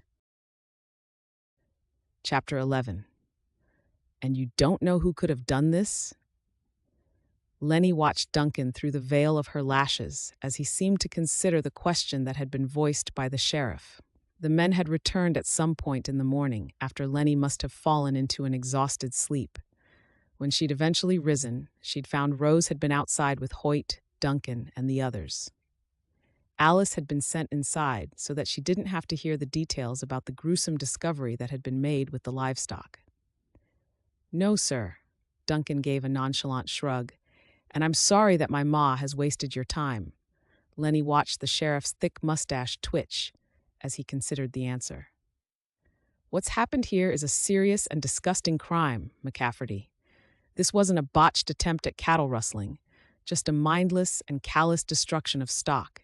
If I were to hazard a guess, I'd say that someone has a vendetta towards you, and of course, I should know about such acts in my town." Duncan sighed and had the good grace to look shame-faced. "My apologies, Sheriff Rogers. You're right. I'm just tired, I guess. Please, won't you have some tea?" The sheriff settled his hat onto thick auburn hair. "I'd best get on. If anything else should crop up, be sure to stop by my office. Ladies," he dipped his head at Rose and Lennie. The group remained quiet until the sheriff had ridden a ways down the drive. Duncan dragged a hand down his face. "Ma, I know that you meant well, but I can handle things on the ranch." Rose's lips thinned. "Duncan McCafferty, I have been looking out for you long before you took your first breath, so don't you tell me that I shouldn't be worried. Something is going on with you. You've not been right since you saw Clem yesterday afternoon, and then what happened?"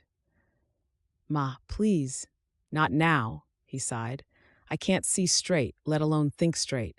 I'm going to get some shut-eye. Hoyt, you too. We'll talk further later on. Lennie straightened as Duncan approached her and gave him a tentative smile, though he was staring at his boots as he trudged past her and didn't acknowledge her. She tried not to let her disappointment show. He'd been awake all night and dealing with the horror of slaughtered animals. Not only a gruesome sight, but she guessed that there would be a huge financial impact too. Rose followed him inside and gave Lennie's arm a brief rub on the way past. She tried to reason that he must be exhausted, and that maybe once he'd slept, he'd be more obliging towards his new wife, and she took solace in that Rose seemed to understand this. She bit her lip and moved to the railing of the porch to gaze over the yard and give him some space. "Not much of a wedding night for you," Hoyt murmured, toeing the dirt under his boot, gnarled hands on his narrow hips. Lennie ghosted a smile. "There are more important things going on right now. I'm telling myself that we have the rest of our lives to make up for it." He nudged his hat back to watch her. "I can tell you, hand on my heart, that this isn't what he wanted for you. I feel like I should be doing more to help you all. Everyone seems to have a place here." His roomy eyes crinkled. "You're doing just fine, little one." "Thank you, Hoyt. I just can't understand someone who would kill like that." He swallowed, looked off into the distance. "It wasn't a sight for the faint of heart, and I wish I'd not seen it. Shan't forget it in a hurry." "Is it something to do with Clem? Do you know?" He deliberated for a moment. They've been firm friends ever since they could spit. He'd get Clem out of some scrapes when they were boys, and Clem certainly wouldn't have had that mine if not for that young man in there. Clem's kin, they're some dubious sort, and that's a fact, though it never bothered Duncan. Banner warned him to stay away from Clem, but Duncan knew better. When he lit out of here and went to claim some land of his own, it near on killed Banner. Having him home now to run the homestead? Well, Banner would have been like a dog with two tails, even if he wouldn't have said as much. Duncan has a good head for business, and he's working his backside off to turn this place to a profit. Is it something to do with Clem?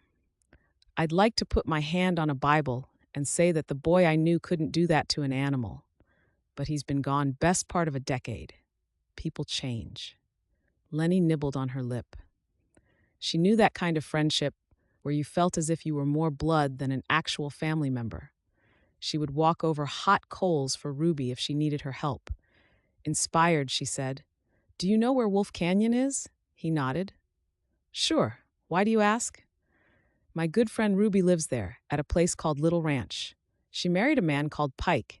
I thought I might visit her, though I don't know how to get there. Is it hard to find?" "Not really, though you're probably best off waiting for Duncan to take you for the first time." Lennie lowered her head, hands knotted in front of her. "I asked Duncan, and he said he'd take me when he had the chance, but I don't want to bother him now that he has all of this to deal with. I've not seen her in so long. I could get out of the way for a few hours. I have no family. She was my family for a long while." He sucked on his teeth. "Maybe one of the ranch hands could accompany you. You're not that good a rider just yet." She recalled Duncan's words of warning, of the dangers that lurked within the forest. "I'd take the buggy and stick to the roads if you drew me a map. I fear I'd get lost otherwise. I'd take someone with me, too." She smiled at him through her lashes. Hoyt sighed heavily. "Sure, I never could say no to a pretty girl." Lennie sent him a smile. "Thank you, Hoyt. You be sure to tell Duncan before you leave, or he'll have my hide." "I will. If you go and sleep now, I'll bring some paper and find you later on." She watched as the old ranch hand ambled towards the barns and gave a happy little bounce. She would see Ruby and be able to talk things over with her. Maybe Ruby could shed some clarity on what would be best for her to do. Stay or go back east, for she felt as if she was stuck in limbo right now. With his eyes gritty from lack of sleep, Duncan stared at the ledgers in front of him, even though he knew the numbers by heart already. He'd been studying them for hours, and he knew that they weren't going to change, even though he'd racked his brains on how to replenish the revenue that had been slaughtered in one mindless act last night. Rage simmered beneath the surface, and he pushed it back down. Losing his temper wouldn't solve a thing. He'd tried looking for Clem after he'd woken earlier, but it seemed as if his friend had gone to ground. No one in the township had seen him. He wanted to ask Clem in person if he'd done this and to see the reaction for himself, believing he'd be able to tell if he was lying. They'd argued before the wedding yesterday afternoon, and Duncan couldn't quite believe what Clem had done. But would he destroy the livestock like that? Banner's stern words of warning echoed through the memories in his mind.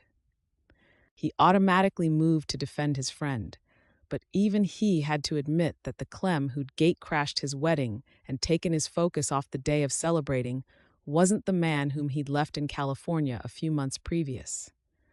Or maybe he was, and Duncan had just never seen through the charade of how he'd presented himself to the world. The soft knock drew his gaze upwards, and he saw his new bride hovering in the space between the open door and the frame. Whilst his pulse lurched at seeing her, his mind gave the reminder that he'd let her down. He'd promised her a comfortable life of happiness and hopefulness. Instead, his past had hurtled into her life and ruined what should have been the happiest day for her. All he wanted to do was hold her and finish their first dance together. But he had to worry about money and how he was going to get them all out of his hole. His brows crashed down as guilt swamped him. "What is it?" he asked with a clipped tone, shame spilling color over his taut cheekbones. Lennie seemed to hesitate. I'm really busy, just spit it out," he heard himself, but needed to figure a way out of this and fast. She clouded his mind, and he couldn't focus fully when he could smell the rose scent she wore. He saw the fire flash echo in her eyes as she pushed the door open. "This was left for you on the porch." She held up a packet that had his name scrawled on the front in writing that he recognized as she dropped it on the desk. Cold ran through him when he realized that someone had been to the ranch door, like a wolf lurking at the entrance to the henhouse. The threat was getting ever closer. "I'm going to bed. I suggest you do the same," she snapped. He opened his mouth to argue back with her, but she slammed the door in her wake. He swallowed down on the words. It's not her fault. He was behaving badly. He knew it, and she didn't know why. He needed to sort this out and fast. He opened the envelope and pulled out the piece of paper and read.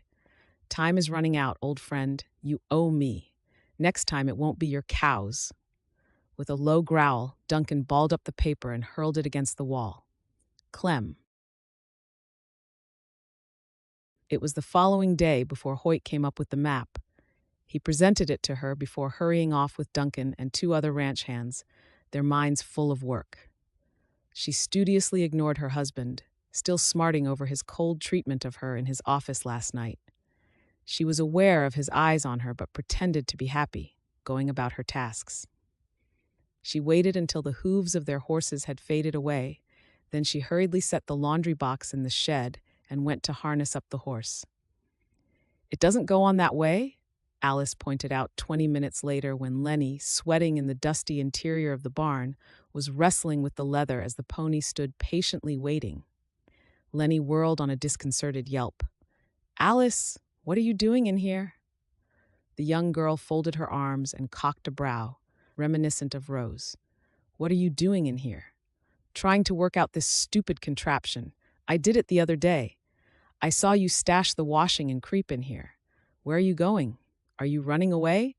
"Ma thinks you're going to leave." Lennie's hands stilled as she met blue eyes.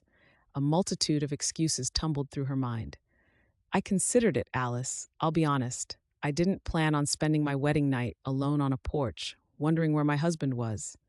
I don't know what is going on, and I'm purely ticked off that he won't talk to me about these problems he has. And when he takes his thick, stubborn head out of the dirt, I'll be telling him as much." She kept how he'd treated her last night quiet. Alice smirked. "You sound like my ma." "I'm going to see my friend, if you must know. I asked your brother, and he said he'd come with me, but I'm sick of waiting. Ruby will be worried as I've not written to her in ages. I had this plan in my mind that I would run up to her and surprise her."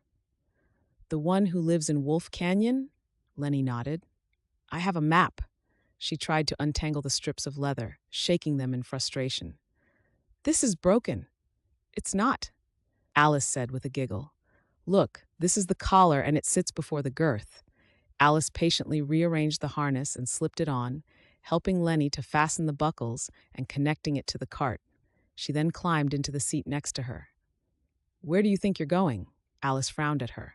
With you. Oh, no, Lennie waved her down. I'm going alone to see my friend. Alice snorted and settled further onto the bench. You can't even harness the horse. How do you think you'll fare if you get lost out there?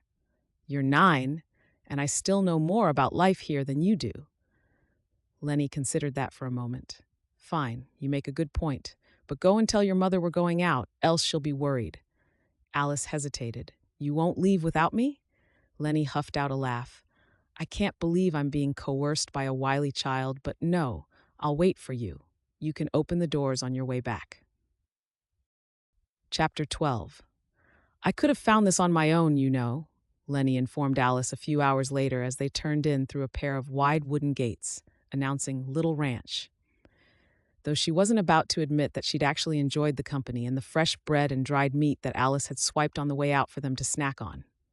Alice snorted, keen eyes scanning the area. It's a pretty place, bigger than ours. Lennie saw that the spread was definitely grander looking, though had similar outbuildings as Two Pines Ranch. Hens pecked at the dry ground and scattered in a protest of clucking as Lennie steered the cart to a stop in the center of a wide yard.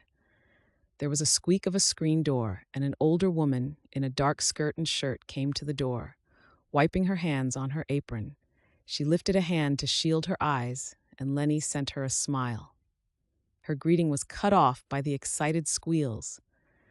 Lennie turned and saw Ruby abandon her basket of produce, racing over the ground with her arms out wide. Lennie's face split for a grin, and she was out of the cart without hesitation to greet the young woman who had been her guiding light for the past 5 years. I thought I was hallucinating. Ruby leaned back, eyes glinting with happiness. I haven't heard from you in so long. I've been worried sick. My last 2 letters were sent back unopened. What are you doing here? Lennie used the back of her hand to dry her tears. I live not far away. I got married last week and live in Flat Peaks. I've shopped there. Ruby laughed and squeezed her again. My goodness, it's so good to see you. Come, let me introduce you to my family. Kathy, Ruby waved to the older woman who was watching the exchange in the doorway still. Do you remember me telling you about my very dear friend, Lenora from Maryland? Lennie, this is my husband's Aunt Catherine. Lennie nodded her greeting. Pleased to make your acquaintance. She waved Alice down from the buggy. This is Alice, my new sister-in-law. Alice, this is Ruby. Well, hello, Alice. Ruby linked her hand to Lennie's. Married, Lennie? Well, I never. You must tell me all about him. Come on inside. Let's have some tea. Can you stay for supper? Gosh, I can hardly believe my eyes. We won't stay for supper, Wig, though I do thank you for the offer. I only planned on showing my face as I knew you'd be worried, and we only told the mother-in-law that we were going out, not where we were going. Come inside, little one, Kathy said, waving to Alice and stepping back to allow them all past. Let's see if I can scare you up some cake whilst this pair catch up. Ruby had fallen silent as Lennie had told her the story. How she had been inspired by the letter, and how she'd fallen hopelessly in love just by his pretty prose, before she'd even met the handsome rancher in person, and how he'd altered as soon as Clem Liggett had arrived on the wedding day. They'd walked the pretty gardens that were bursting with an array of flowers and with rows of vegetables, alive with butterflies and insects, busy in the afternoon sun. But he came home to dance with you? Yes, but... Lennie's lips pressed together. He's been different, cold and distant, whereas before it was like he couldn't get enough of me. Now it's like he can't be bothered with me. I wonder what the past is. Do you know? Lennie shrugged. Only what I've been told, that they bought a business together and Clem bought Duncan out. He mentioned that there was still money to come Duncan's way as Clem couldn't raise all of the money at once. So as a favor to his friend, he took a partial payment to allow Clem to raise the rest. Maybe he's come to ask for more time to meet the payment? Possibly, but then why would he attack the stock? Ruby ground to a halt. Even if it was him, I don't know the answers, Len. All I can say, from what I know of men, is that their minds don't work as ours do. They can only think of one thing at one time, not lots of things. Maybe this Clem character can't pay up and Duncan needs the money. Maybe Clem isn't the one who attacked the cattle, too. Surely, if Duncan knew he did, he would have told the sheriff. Do you want my advice? Lennie almost sagged in relief. Yes, please. Talk to him about it. The worst thing that can happen is he will send you packing, and then you know that his intentions towards you were just a ruse to get you here, and this grouchy man is his true character. Ruby placed a hand on Lennie's arm as she began to worry her lower lip. I know that you don't like confrontation, but you will drive yourself mad thinking about this. You need to be brave and ask him outright. You have a right to know what you've gotten yourself into. Lennie swallowed down on the tears that wanted to well up. You're right, though I shall be just heartbroken if it really all was just a lie. Could he be that duplicitous? And then you can come here and live with me? Ruby slung her arm around her friend's shoulder and pressed a kiss to her temple. We'll find you a nice man and make you forget about Duncan McCafferty. The words, even said in jest, made her want to cry. She loved him. Speaking to Ruby had cleared her mind, just as she'd hoped. It didn't matter what he'd done wrong in his past. She was prepared to work with him, to build their ranch up, to build a life for themselves, no matter what it took. The saddle creaked as his skewbald ride picked his way over the crest of the hill, and Duncan reined up next to Hoyt and Denny, another cowhand. They'd spent the morning disposing of the carcasses of the livestock. It had sobered his team, and Duncan needed to do something mundane. He'd wanted to ride, to allow his horse his head and feel the thrill of having the power of his ride unleashed, just for a little while. They'd ridden out to the far perimeter of his land and were making their way back via the fence lines, checking for any breaches. What do you think about planting crops? Duncan asked Hoyt now. Something cheap, with a decent yield. Hoyt narrowed his eyes across the land that spread before them. I should think your pa would about turn himself over where he was buried. Duncan felt the little spurt of optimism expire. He'd been racking his brains on a way to recover the farm and to save for more cattle. Farming wheat and barley can be expensive for your manpower. Lot of hours. I mean, I'm a cowhand, always have been. What do I know about farming? My uncle farms potatoes, Denny added. Don't make much on it, but it's another income stream for him. Duncan's lips lifted on one side. Where does your uncle live? Oh, about few hours from here, over towards Overbanks, past Wolf Canyon. Potatoes are okay under the soil for a long time. They can survive a harsh winter like the one we have here. That's what my uncle says, Denny added when he saw the other two were staring at him. Maybe when you go with Lennie to visit her friend, the one that lives past that way, you could take a look-see on what was going on over there, Hoyt murmured, leaning a forearm on his pommel. Duncan paused, then looked to his right hand with a frown. How do you know she has a friend who's in Wolf Canyon? Hoyt sniffed. Am I not allowed to talk to the lady of the house now?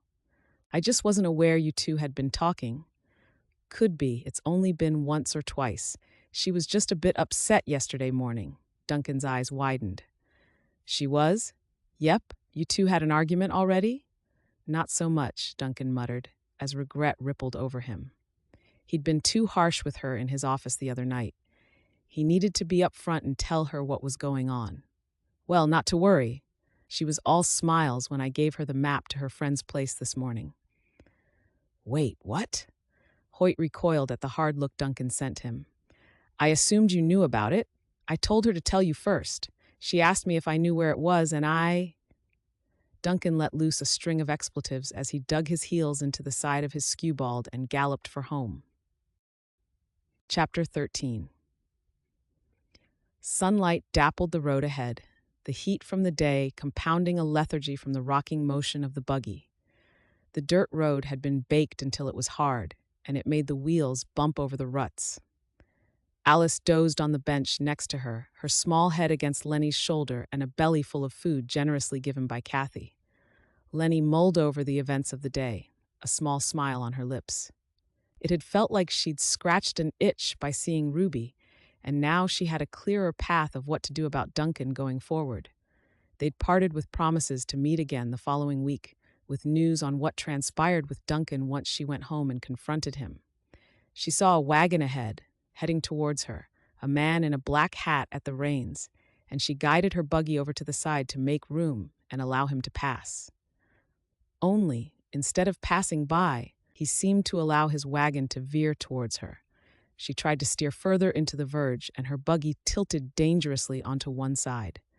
The abrupt movement roused Alice, and she lifted her sleepy head as Lennie called out to the man, her attention on keeping the buggy upright. "Hey, move over." "Careful, Lennie." Alice reached out a hand towards the reins, and then suddenly she jerked to the left, her shrill cries piercing the air. Lennie grabbed for the little girl, but wasn't quick enough. Alice's screams were cut off when an unfamiliar man clapped a hand over her mouth and pinned the squirming child with his other arm as he grunted at her to keep still.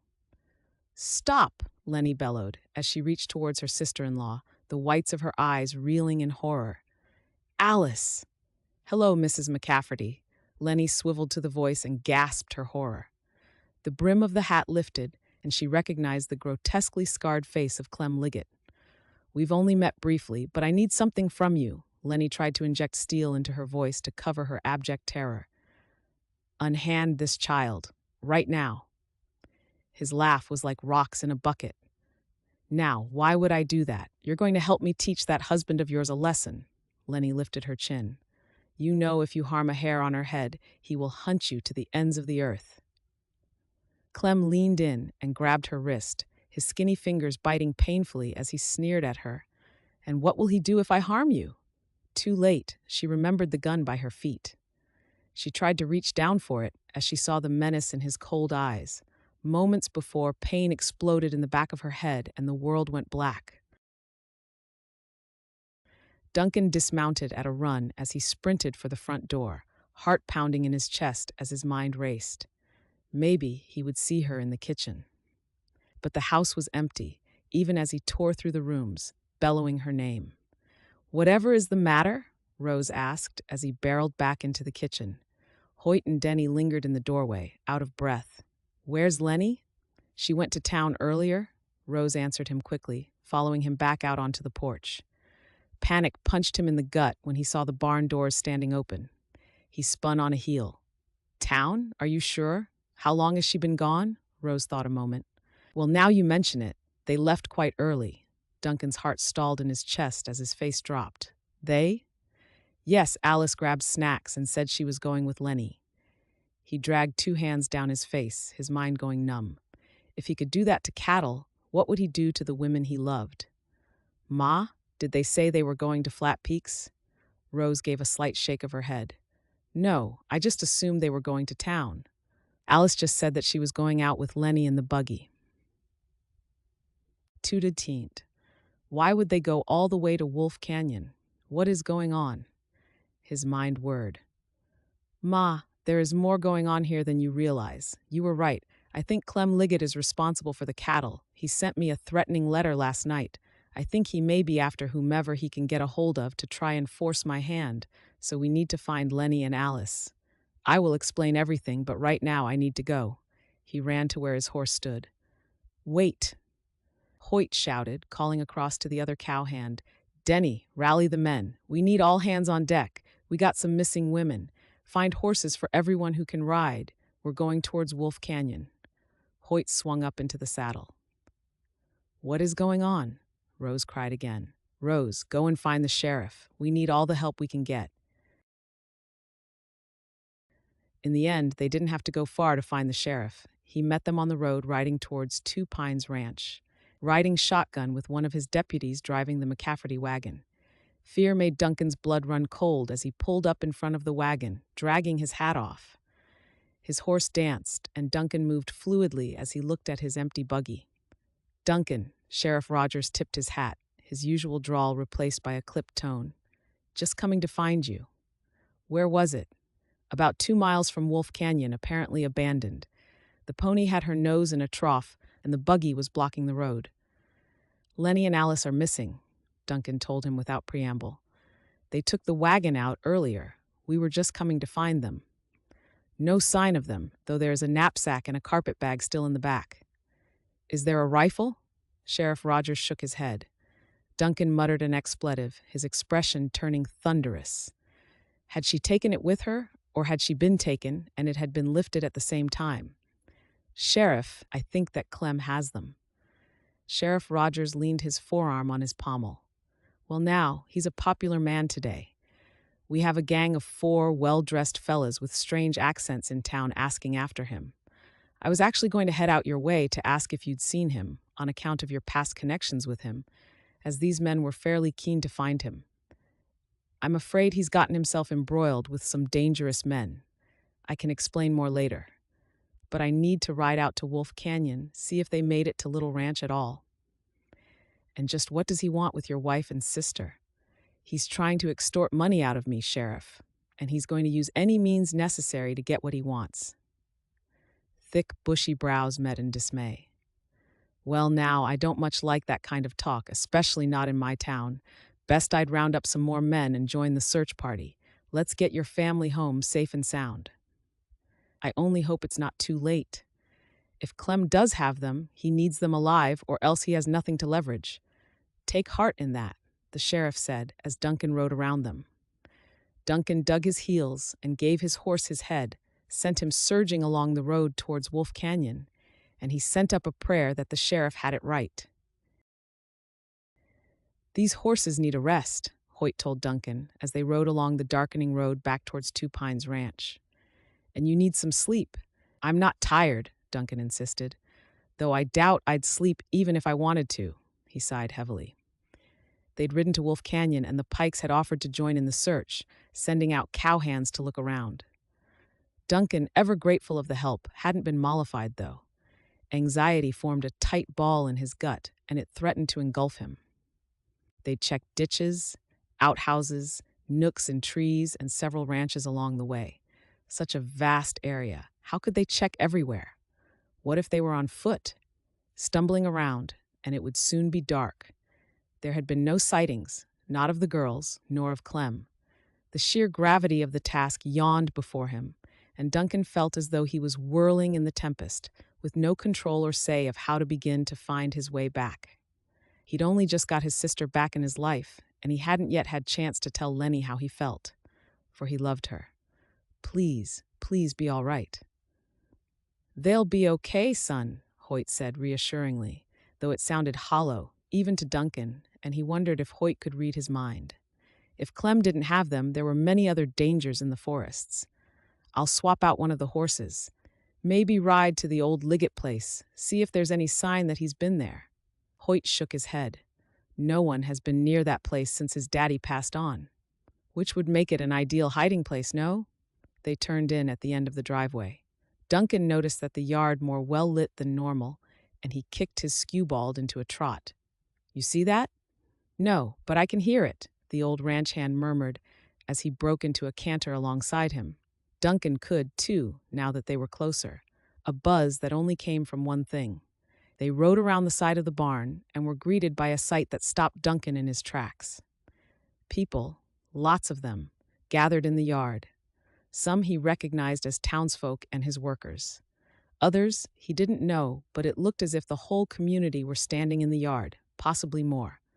With his eyes stinging from his emotions, Duncan pulled to a stop and kept his gaze on the familiar face of Sheriff Rogers as he broke away from the group and walked towards them. Right on time, he called out. I brought some back up. Duncan sent him a wry grin. This, he thought, this was what is missed when he'd been away from his family, this feeling of belonging. He hadn't realized until now how important it was. Some? I'd say this was more than some. Yeah, well, the sheriff's eyes were weary with concern. One of our own is missing. This is what happens when we are attacked. We respond. Right, where have you looked? I was just formulating a coordinated plan when... Duncan! He swiveled his head towards his mother's voice, saw her look of fear, and felt his own belly turn watery when he saw the envelope she held aloft and was waving at him. He swung down from his horse and rushed to meet her. Ma? This was on the porch, Duncan? Is it another one from Clem? He snatched it from her and saw the scrawl before he nodded once. He was here? Sheriff shrugged helplessly. I doubt it. Maybe he has help. There's an awful lot of people here. They could have slipped through without anyone questioning them. Duncan pulled open the flap of the envelope and swallowed down on his dread. He held out his palm, and his mother's distressed cry echoed the one in his mind as the contents dropped out. 2 locks of hair, one blonde, one dark, tied with coarse string. The note read, "Time is running out." Chapter 14. Lennie came awake with a start, a sharp intake of breath. Then she let out in a soft moan as her head protested at the movement. When she tried to touch the back of her head, her hands were bound together. She opened her eyes, her mouth full of dust and the musty scent of jute that was pressing against her face, but she couldn't see properly. She blinked, trying to orient herself, pulling on her memory.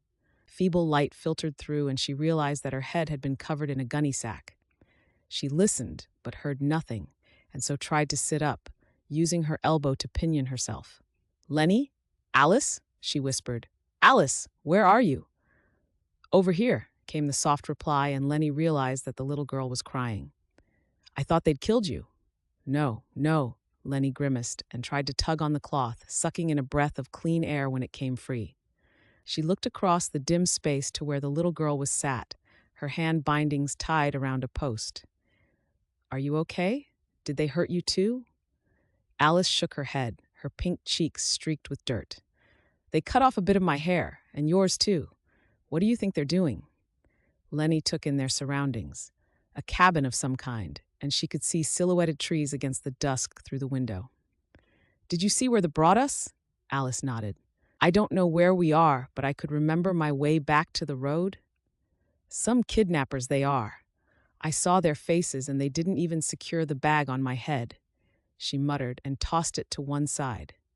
She stood and had to lean back for a moment as the ground tilted under her feet and a cold sweat popped out on her upper lip. "Ugh, they clonked me a good one," she exhaled, and picked her way over the straw and debris that was scattered over the scarred wooden floor, then slid down the post that Alice was secured to. She hooked her hands over Alice's head and held her, as much to take comfort as to give it. "We're going to be okay. Your brother will be out looking for us, that's for sure." Alice rubbed her wet face on Lennie's shift dress. "I thought I was all alone." "Never." Lennie pressed a kiss to her head, then moved her hands back over and studied the rope that was looped about her wrists. "What are you doing?" Alice whispered harshly. "If they come back, they'll know you're alive." Lennie used her mouth and tried to hook a tooth into one of the loops. They didn't move. She had to blink several times as her vision blurred. "I don't plan on waiting around to see their reaction." She swallowed back on the bile that wanted to erupt out, groaning as she pushed to her feet and stumbled around in the gloomy cabin. "There must be a knife or something in here. We can't go out now. It'll be dark soon," Alice said, eyes drifting to the window. "Papa said there's all sorts of animals that eat little girls for their supper." Lennie heard Duncan's words that echoed those of his father's. She shoved her trepidation down and wished that she had the rifle still. "Right now, I'm more fearful of 2-legged critters than 4. I need to find something, anything, sharp. People must know by now that we're missing.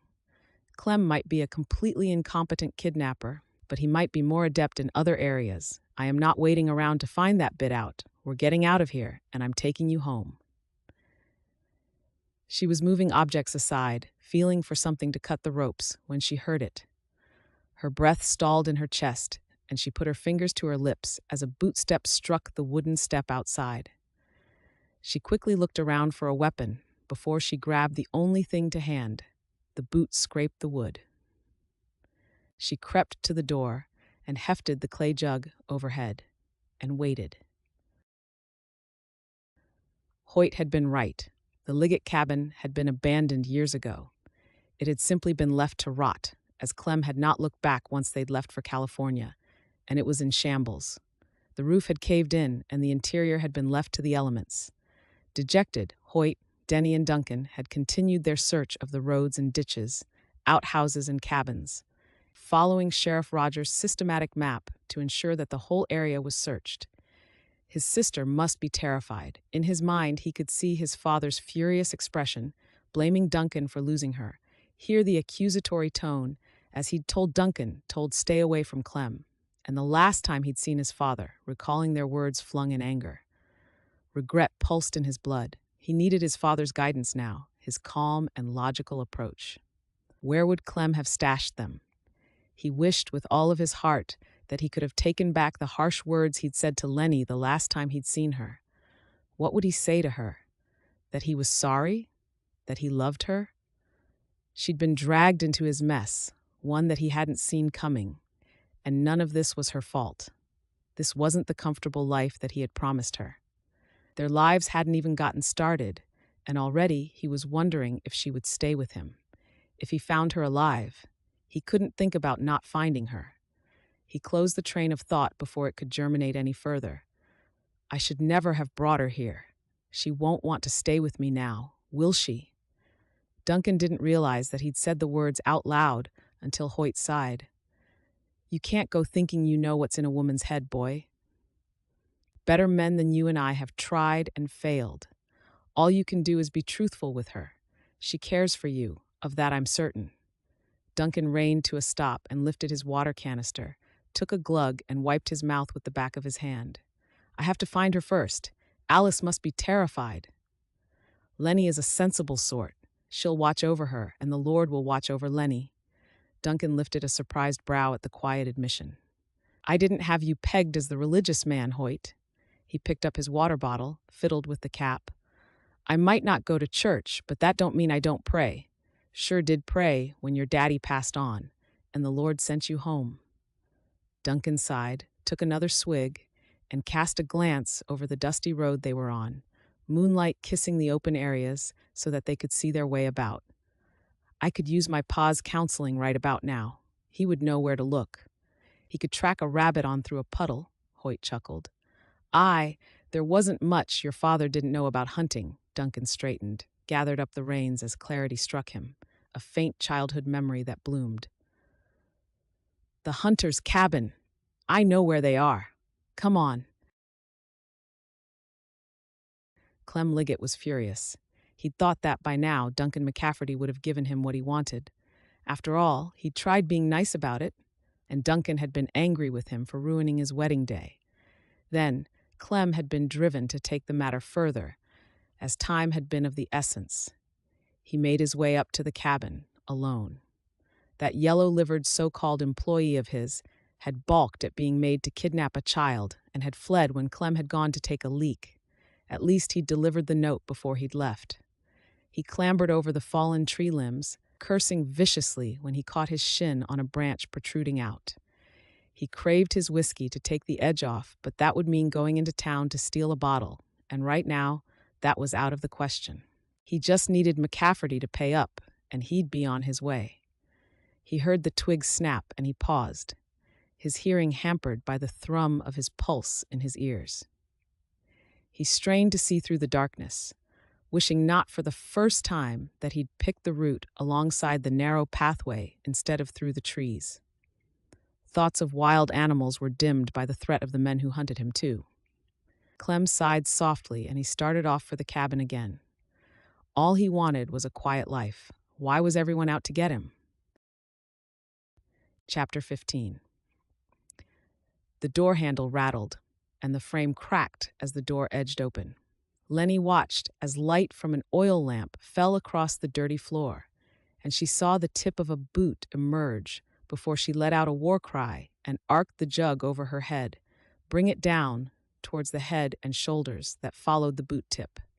The jug bounced off Duncan's bicep that he'd brought up to shield himself, and he caught his hissing, spitting wife in his hands, holding her away from him and out of the range of the sharp talons. Hey! Wait, Lennie! It's me! She stilled as Hoyt emerged around the hulk of her husband and held the lamp up. There you are. You have the whole town out looking for you. Duncan, Alice sobbed, trying to lift her arms in vain. Oh, Duncan, help us. Lennie went limp in his arms as the fight drained out of her. Go, she said, holding her head, and moved to step back. Help your sister. Hoyt. Duncan directed his comrade towards Alice with a nod. His attention focused on his wife as Hoyt crouched down to the little girl. He took a knife from his hip and cut the ties around her wrists before he caught her chin in his hand. "Oh, my love, are you all right? You don't look so good. Are you bleeding?" His voice rose to a squeak as his hand touched a wet patch on the back of her head. "Yes, I think that maybe I am. I don't feel so good either," she murmured. "Okay, sweetheart." He scooped her up in his arms, and her head bumped his chest. Oh, it felt wonderful to feel her against him once more. "Come on, I got you. Let's take you home, Hoyt." "Right behind you," came the response. Duncan had reached his horse when the movement to his left along the tree line snagged his attention. He could see the shadow of a man lurking, the pale face shining like a beacon in the dark, and knew who it was without having to look deeper. He lifted Lennie up and into the saddle, murmuring to her as if she was a newborn filly, whilst fury pumped through his blood. "Hold tight, my love." He patted his horse on the shoulder and then darted around the back, anger vibrating as he strode towards Clem. Without a word, he grabbed him by the shirt and yanked him clear off his feet. "Tell me why I shouldn't pound you into the ground right now, my sister and my wife. What is wrong with you?" The last few words were emphasized with him shaking Clem like a rag doll. "You always get what you want, McCafferty, always. You get the best family and the nicest house, and you owe me." Duncan dropped him. "For what?" "I saved your life." Duncan stared at him for a moment as if he was a stranger, instead of the friend he'd been for the past 3 decades. "Yes, you did, and I saved yours, more than once. Every time I dragged you out of a bar when you should have been at the mine. Every time I paid off one of your gambling debts so that you wouldn't take our business down with you. I put you on the map with that business. I gave you a ready-made, successful mine, and I gave you time to get the rest of the money together to finish buying me out of it. All you had to do was stay out of the gambling den and out of the bar. You couldn't do it, could you?" Duncan took a step towards Clem, his fists balled by his side. "I tried, man. I did, but it just wasn't the same when you left. It was all too much. The men, they didn't like me, and they just didn't do as I asked." Duncan pictured his foreman and knew that they wouldn't have walked out of a paid job unless something was drastically wrong. He tried to reason that he'd sold his half of the mine at a fraction of the cost to try and help Clem, as well as to assuage the guilt he felt for leaving their dream.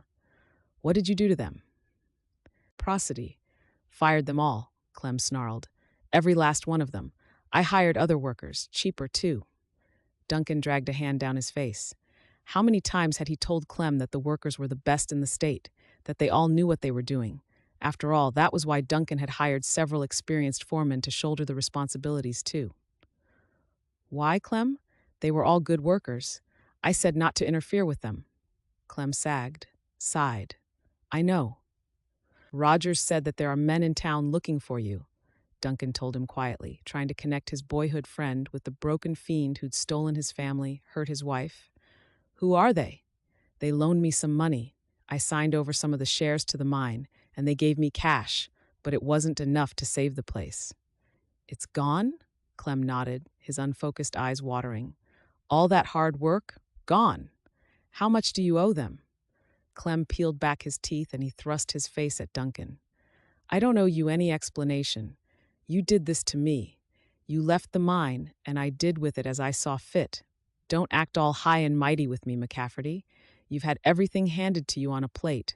Your pa left you that farm, and now you landed the pretty woman. You'll get along fine." Duncan stumbled back.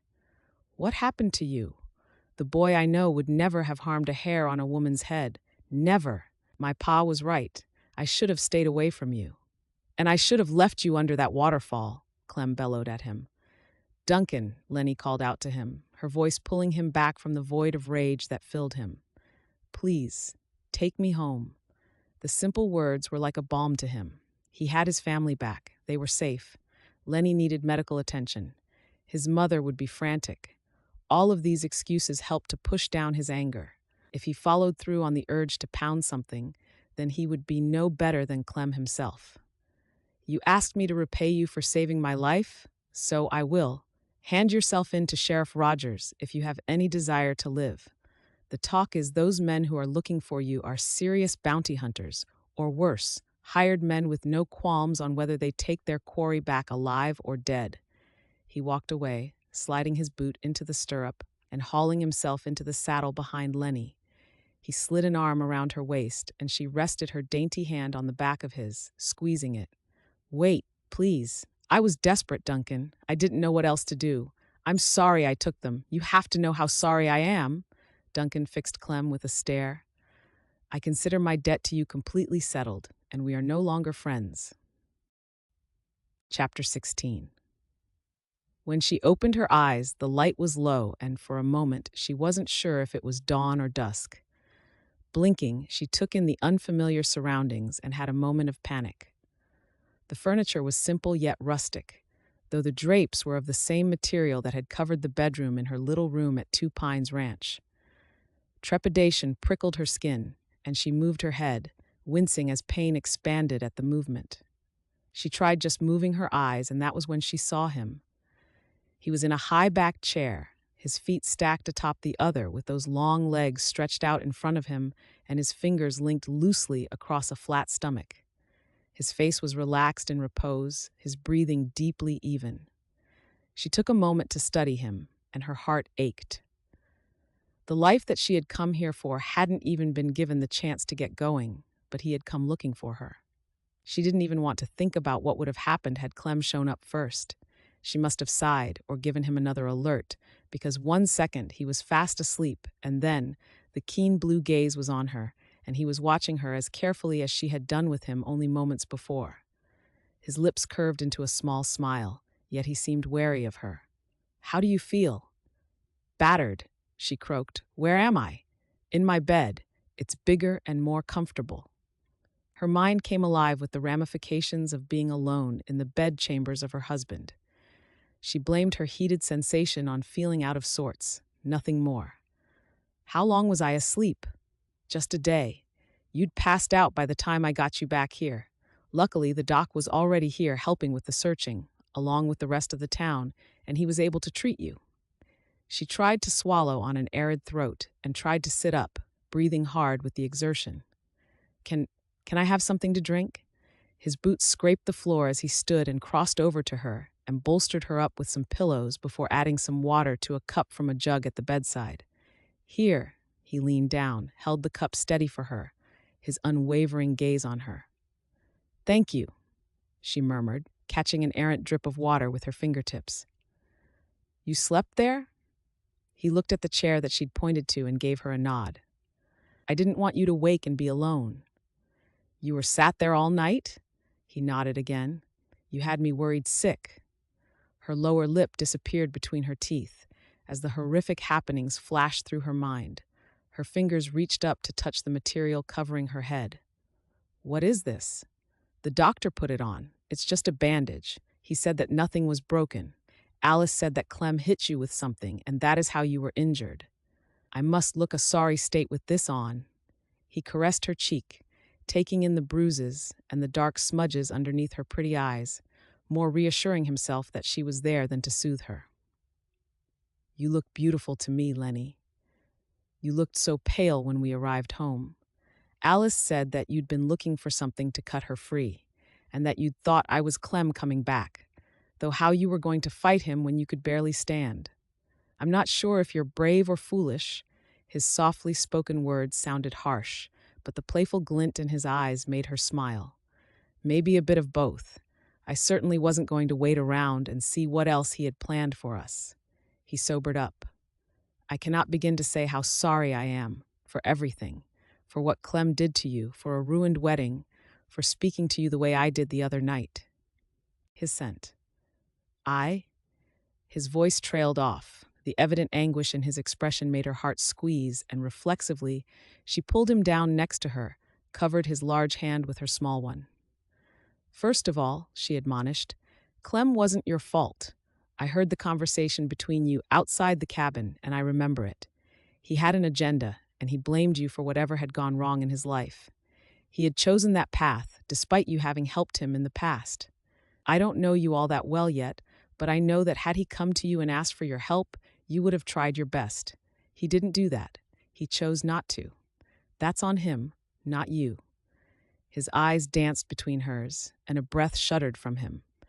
Bolstered by his gratitude, Ruby's advice repeated in her mind, and she summoned her courage. Secondly, yes, you should apologize for speaking to me like that the other night, and I accept your apology. If this is going to work between us, I don't want there to be any more secrets. I had a variety of scenarios of what was going on, and I have an active imagination. She matched his earnest look. Please, just be honest with me. Then we can face whatever is coming our way together. I can do that, but you have to do something for me. Don't go off half-cocked to see your friend. I asked you to wait for me, or someone who knew how to protect you.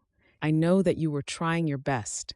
And whilst I don't think that Clem would have followed through on his threats to hurt either one of you, he is unpredictable. Her brows met and she lowered her head. You're right. My thoughtlessness gave him the opportunity to follow through on his plan, and I risked your sister's life. I shouldn't have done that, and I'm so sorry. Is she okay? I think so. She wasn't bleeding, but I think it scared her a lot. She's a McCafferty, though, and we're strong. Yes, we are. He scratched at the bristles on his chin, a wry grin on his mouth. It makes me happy to hear you say we. I half expected you to be high-tailing it back east after everything that I've put you through. No, I made a promise, Duncan. Plus, I don't think I could leave my heart behind, for that is what I would be doing if I left. He stared at her. Your heart? She placed her other hand to encircle the one of his that she was touching. Yes, I love you, and you have my heart. He bent to press a kiss to her forehead. And you have mine. I do? Oh, you do. My heart, my love, my everything, for as long as you want them. Will forever be all right for now? His chest rumbled with a quiet laugh. For now. Besides, she looked up into his face and chuckled, what kind of wife would I be if I bailed as soon as things got tough? Though I have to live through a Wyoming Territory winter yet, she gave him a nudge, and then I might hightail it out of here. He leaned forward, resting his head against hers. You're assuming I will want to let you go by then, he whispered. I think I like having you in my bed already, though, Lennie laughed. Don't you have a ranch to run, Mr. McCafferty? Spoil sport. Fine, you can lay by me for a little while. It is your bed, after all. He swung his legs up after toeing off his boots, put his arm around her, and settled her into the crook of his arm. He pressed a kiss to her crown, his contented exhale matching hers. It's our bed, Mrs. McCafferty. That's the first time you've called me that, she murmured drowsily. He chucked her under the chin and lowered his face to hers, brushed her lips with his, took another sweet kiss, and he drank in her soft sigh. I like the sound of it. Rolls off the tongue quite nicely. Sleep now, my love. Get some rest. I'll just lay here a minute with you. Wait until you're asleep again before I go and get my chores done. A minute, stretched into 2. Lennie heard the rhythmic beat of his heart under her ear, laid a palm over his abdomen. 2 minutes into 5. She let her love wash over her and rejoiced in the knowledge that she was loved. She closed her eyes as she heard his breathing even out and wished to stay cocooned in his arms forever. Epilogue. 1 year later. Lennie stood at the kitchen window and watched the 2 strange men climb into the waiting carriage, the dumpier one of the 2 steering them away from the ranch and back along the drive towards the road. Now, what do you think that's all about? Rose asked. Alice bounced her tiny nephew on her hip absently, making the child giggle. He took a firm grip on her index finger and attacked it with his gums. I've not seen them around here before. Did Duncan mention he was expecting visitors? The 3 of them were so engrossed in watching the departure that they missed Duncan walking in through the back door, and the sound had the 3 of them looking guilty, and he chuckled. Well, now I see you all look very busy and productive, don't you? Lennie planted her hands on her hips, deciding that attack was the best form of defense. Who were those men? What did they want? She pointed at the sheaf of papers under his arm. And what are they? Duncan sent his wife a smile as his brows danced. Anyone ever told you you're a bossy so-and-so? Rose took out a platter of meats from the stove and set it on the top to rest as she kneed the door shut. I could tell you to mind your business, Lennie, but we all know that he tells you everything. Lennie folded her arms and cocked a brow at her husband. You got that bit right, Rose. Duncan rolled his eyes and pressed a kiss to his son's downy head. Your mama would worry a rattlesnake, given half the chance. He ruffled Alice's hair and then beckoned to Lennie. Come with me. Lennie set her cloth down and set after him, following him out through the door as Rose commanded them not to take too long. He stopped at the edge of the porch, leaning against the railing as he looked out across the yard, off in the distance. The sun was making its descent towards the snow-capped hills, and she could sense spring in the crisp air. The evergreens seemed more vibrant, thought maybe that was because everything seemed just that much cleaner now after the snow had finally melted. She joined him at the railing, rubbing his back to ease some of the tension that she could see in his shoulders and feel the muscles bunched up under the heavy shirt. What's wrong? He leaned down at where his hands were flexing on the bar, and he sighed. Clem has died. Oh, Duncan, she replied gently. I'm sorry to hear that. He shook his head. I'm not sure how I feel, if I'm honest. I suppose I'm sad that I lost a friend, though he stopped being that friend long before I came home. It's okay to lament over what you've lost. He's been on the run for so long. I suppose I just assumed those men had caught up with him, though it seems he's actually kept a low profile instead. I prayed that he would do the right thing for his sake, if nothing else. How did he die? I don't know. He was in California, though. Someone must have known who he was for it to have been made known to the right people. She slid her hand to rest on his shoulder. Maybe he met someone. A woman, maybe? Duncan covered her hand. That would be nice if so. I know that he hurt you and kidnapped you and Alice. You have a kind heart, Duncan. You can't change that about yourself. It's one of the reasons I love you. He turned his head and gave her a solemn smile. I love you too. Those men came to tell you that? Partly, he straightened up. Turns out that Clem was a dreadful businessman and hadn't signed the paperwork for his half of the mine, despite him telling me that he'd lost it all. Prosody. Ownership hadn't transferred fully to the people that he owed the money to, just the bit that he'd taken the loan against. I assumed that I'd taken the loss on it and poured my efforts into getting the ranch into a profit. Put it out of my mind. Clem's name was still on the deed, and he's left his half of the mine to me. He held aloft a piece of paper marked Last Will and Testament. It's dated from before I left California, when he still had money coming in. I don't understand. The mine is still yours? Yes, part of it, though its value is considerably less now it's not active. It has some debts set against it too, all in Clem's name. That's what this paperwork is. So his death has left us in debt? He nodded his head. Someone wants to buy it. That's who those men were in town last year, the ones who were chasing Clem. Not mercenaries, as we'd all assumed, but representatives of the people that he owed money to, wanting to have ownership signed over properly. They wanted to buy it, not hurt him. I've no idea why they didn't come and find me whilst they were here, though maybe they hadn't figured it all out. I thought you said he owed money for gambling? He did. A lot. What are you going to do? I could go back to California, hire some more people, see if it's a viable option working with the other owner. Lennie frowned at him. She longed to stamp her feet in vexation. Just as she thought that her life was perfect since the safe arrival of their son Caleb, another bump in the road reminded her that she was on a journey and that God had plans for them all. She needed to curb her panic and talk through the options with her husband, just as they always did when plans changed. It was what she believed made them a good team. You could. You've done it before. We could all go. Sell the ranch. Or Rose could stay here. Hoyt and the others know what they're doing, Duncan smirked. Don't let them hear you say that. Hoyt already thinks he knows it all. I'm not sure that Caleb would like such a long journey just yet, she continued. Or you could run the two businesses and build an empire, though that would mean being away from home for long periods. He sucked in his cheeks as he pondered, and then shook his head. No, I don't want to be away from you, or from Caleb, for any length of period. I also think I want to stay here. I left California behind. I like what we've built here. I love what we do. Yes, it's harder than anything I've ever done, but I feel like I belong in this community. Lenny thought about how other ranchers were now looking at Two Pines Ranch and beginning to copy some of the modern procedures that Duncan's approach had implemented to turn the business around.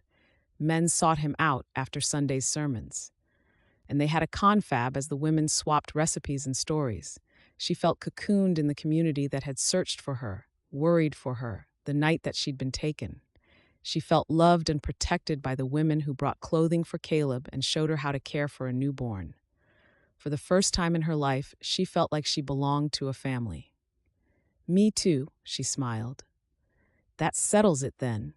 He opened his arms, and she moved into his embrace, turning her face up and giving her husband a kiss. "Ugh," grumbled Alice. "I wish you two would do that kind of thing where people can't see you. Ma says you should come help, and Caleb is fussing for his feed." Duncan laughed, holding his wife in a tighter embrace to annoy his sister. "What people? We're in the middle of nowhere here." Psst. Just then, the shouts and cries of an excitable female could be heard, and Lenny leaned back to see Ruby and John Pike, their buggy jogging up the drive. Ruby was stood up, waving with both hands whilst her husband tried to keep her from tumbling out. Even from this distance, Lenny could see the grousing on his face at his wife's antics. "See?" Alice jabbed the air, triumphantly. "People." She let the door bang shut behind her. "You shouldn't wind her up so," Lenny chided him gently. Duncan patted his wife on the rump. "I see it as my job as a big brother." My, Ruby looks glorious and has gotten so much bigger already," Lenny smiled, her heart full to the brim as she considered her blessings. A good husband, a kind family, a sweet, healthy little boy at her breast, food in her belly, a roof over her head. She lifted a hand to wave as John finally managed to get his wife to sit back down, laughing as the buggy stopped in front of the house. John scurried around the back to catch Ruby as she clambered down awkwardly. Lenny remembered that stage vividly, the cumbersome belly that she rubbed and spoke to all day. She missed that belly. Duncan dipped his head and murmured in her ear, "Seeing Ruby makes me want another child." Lenny turned to look at her husband, love glowing in her face, as she marveled that not for the first time they seemed so in tune with each other's thoughts. She smiled and nodded. "I would too." "We'll get supper out of the way, though, first," Duncan winked. The end.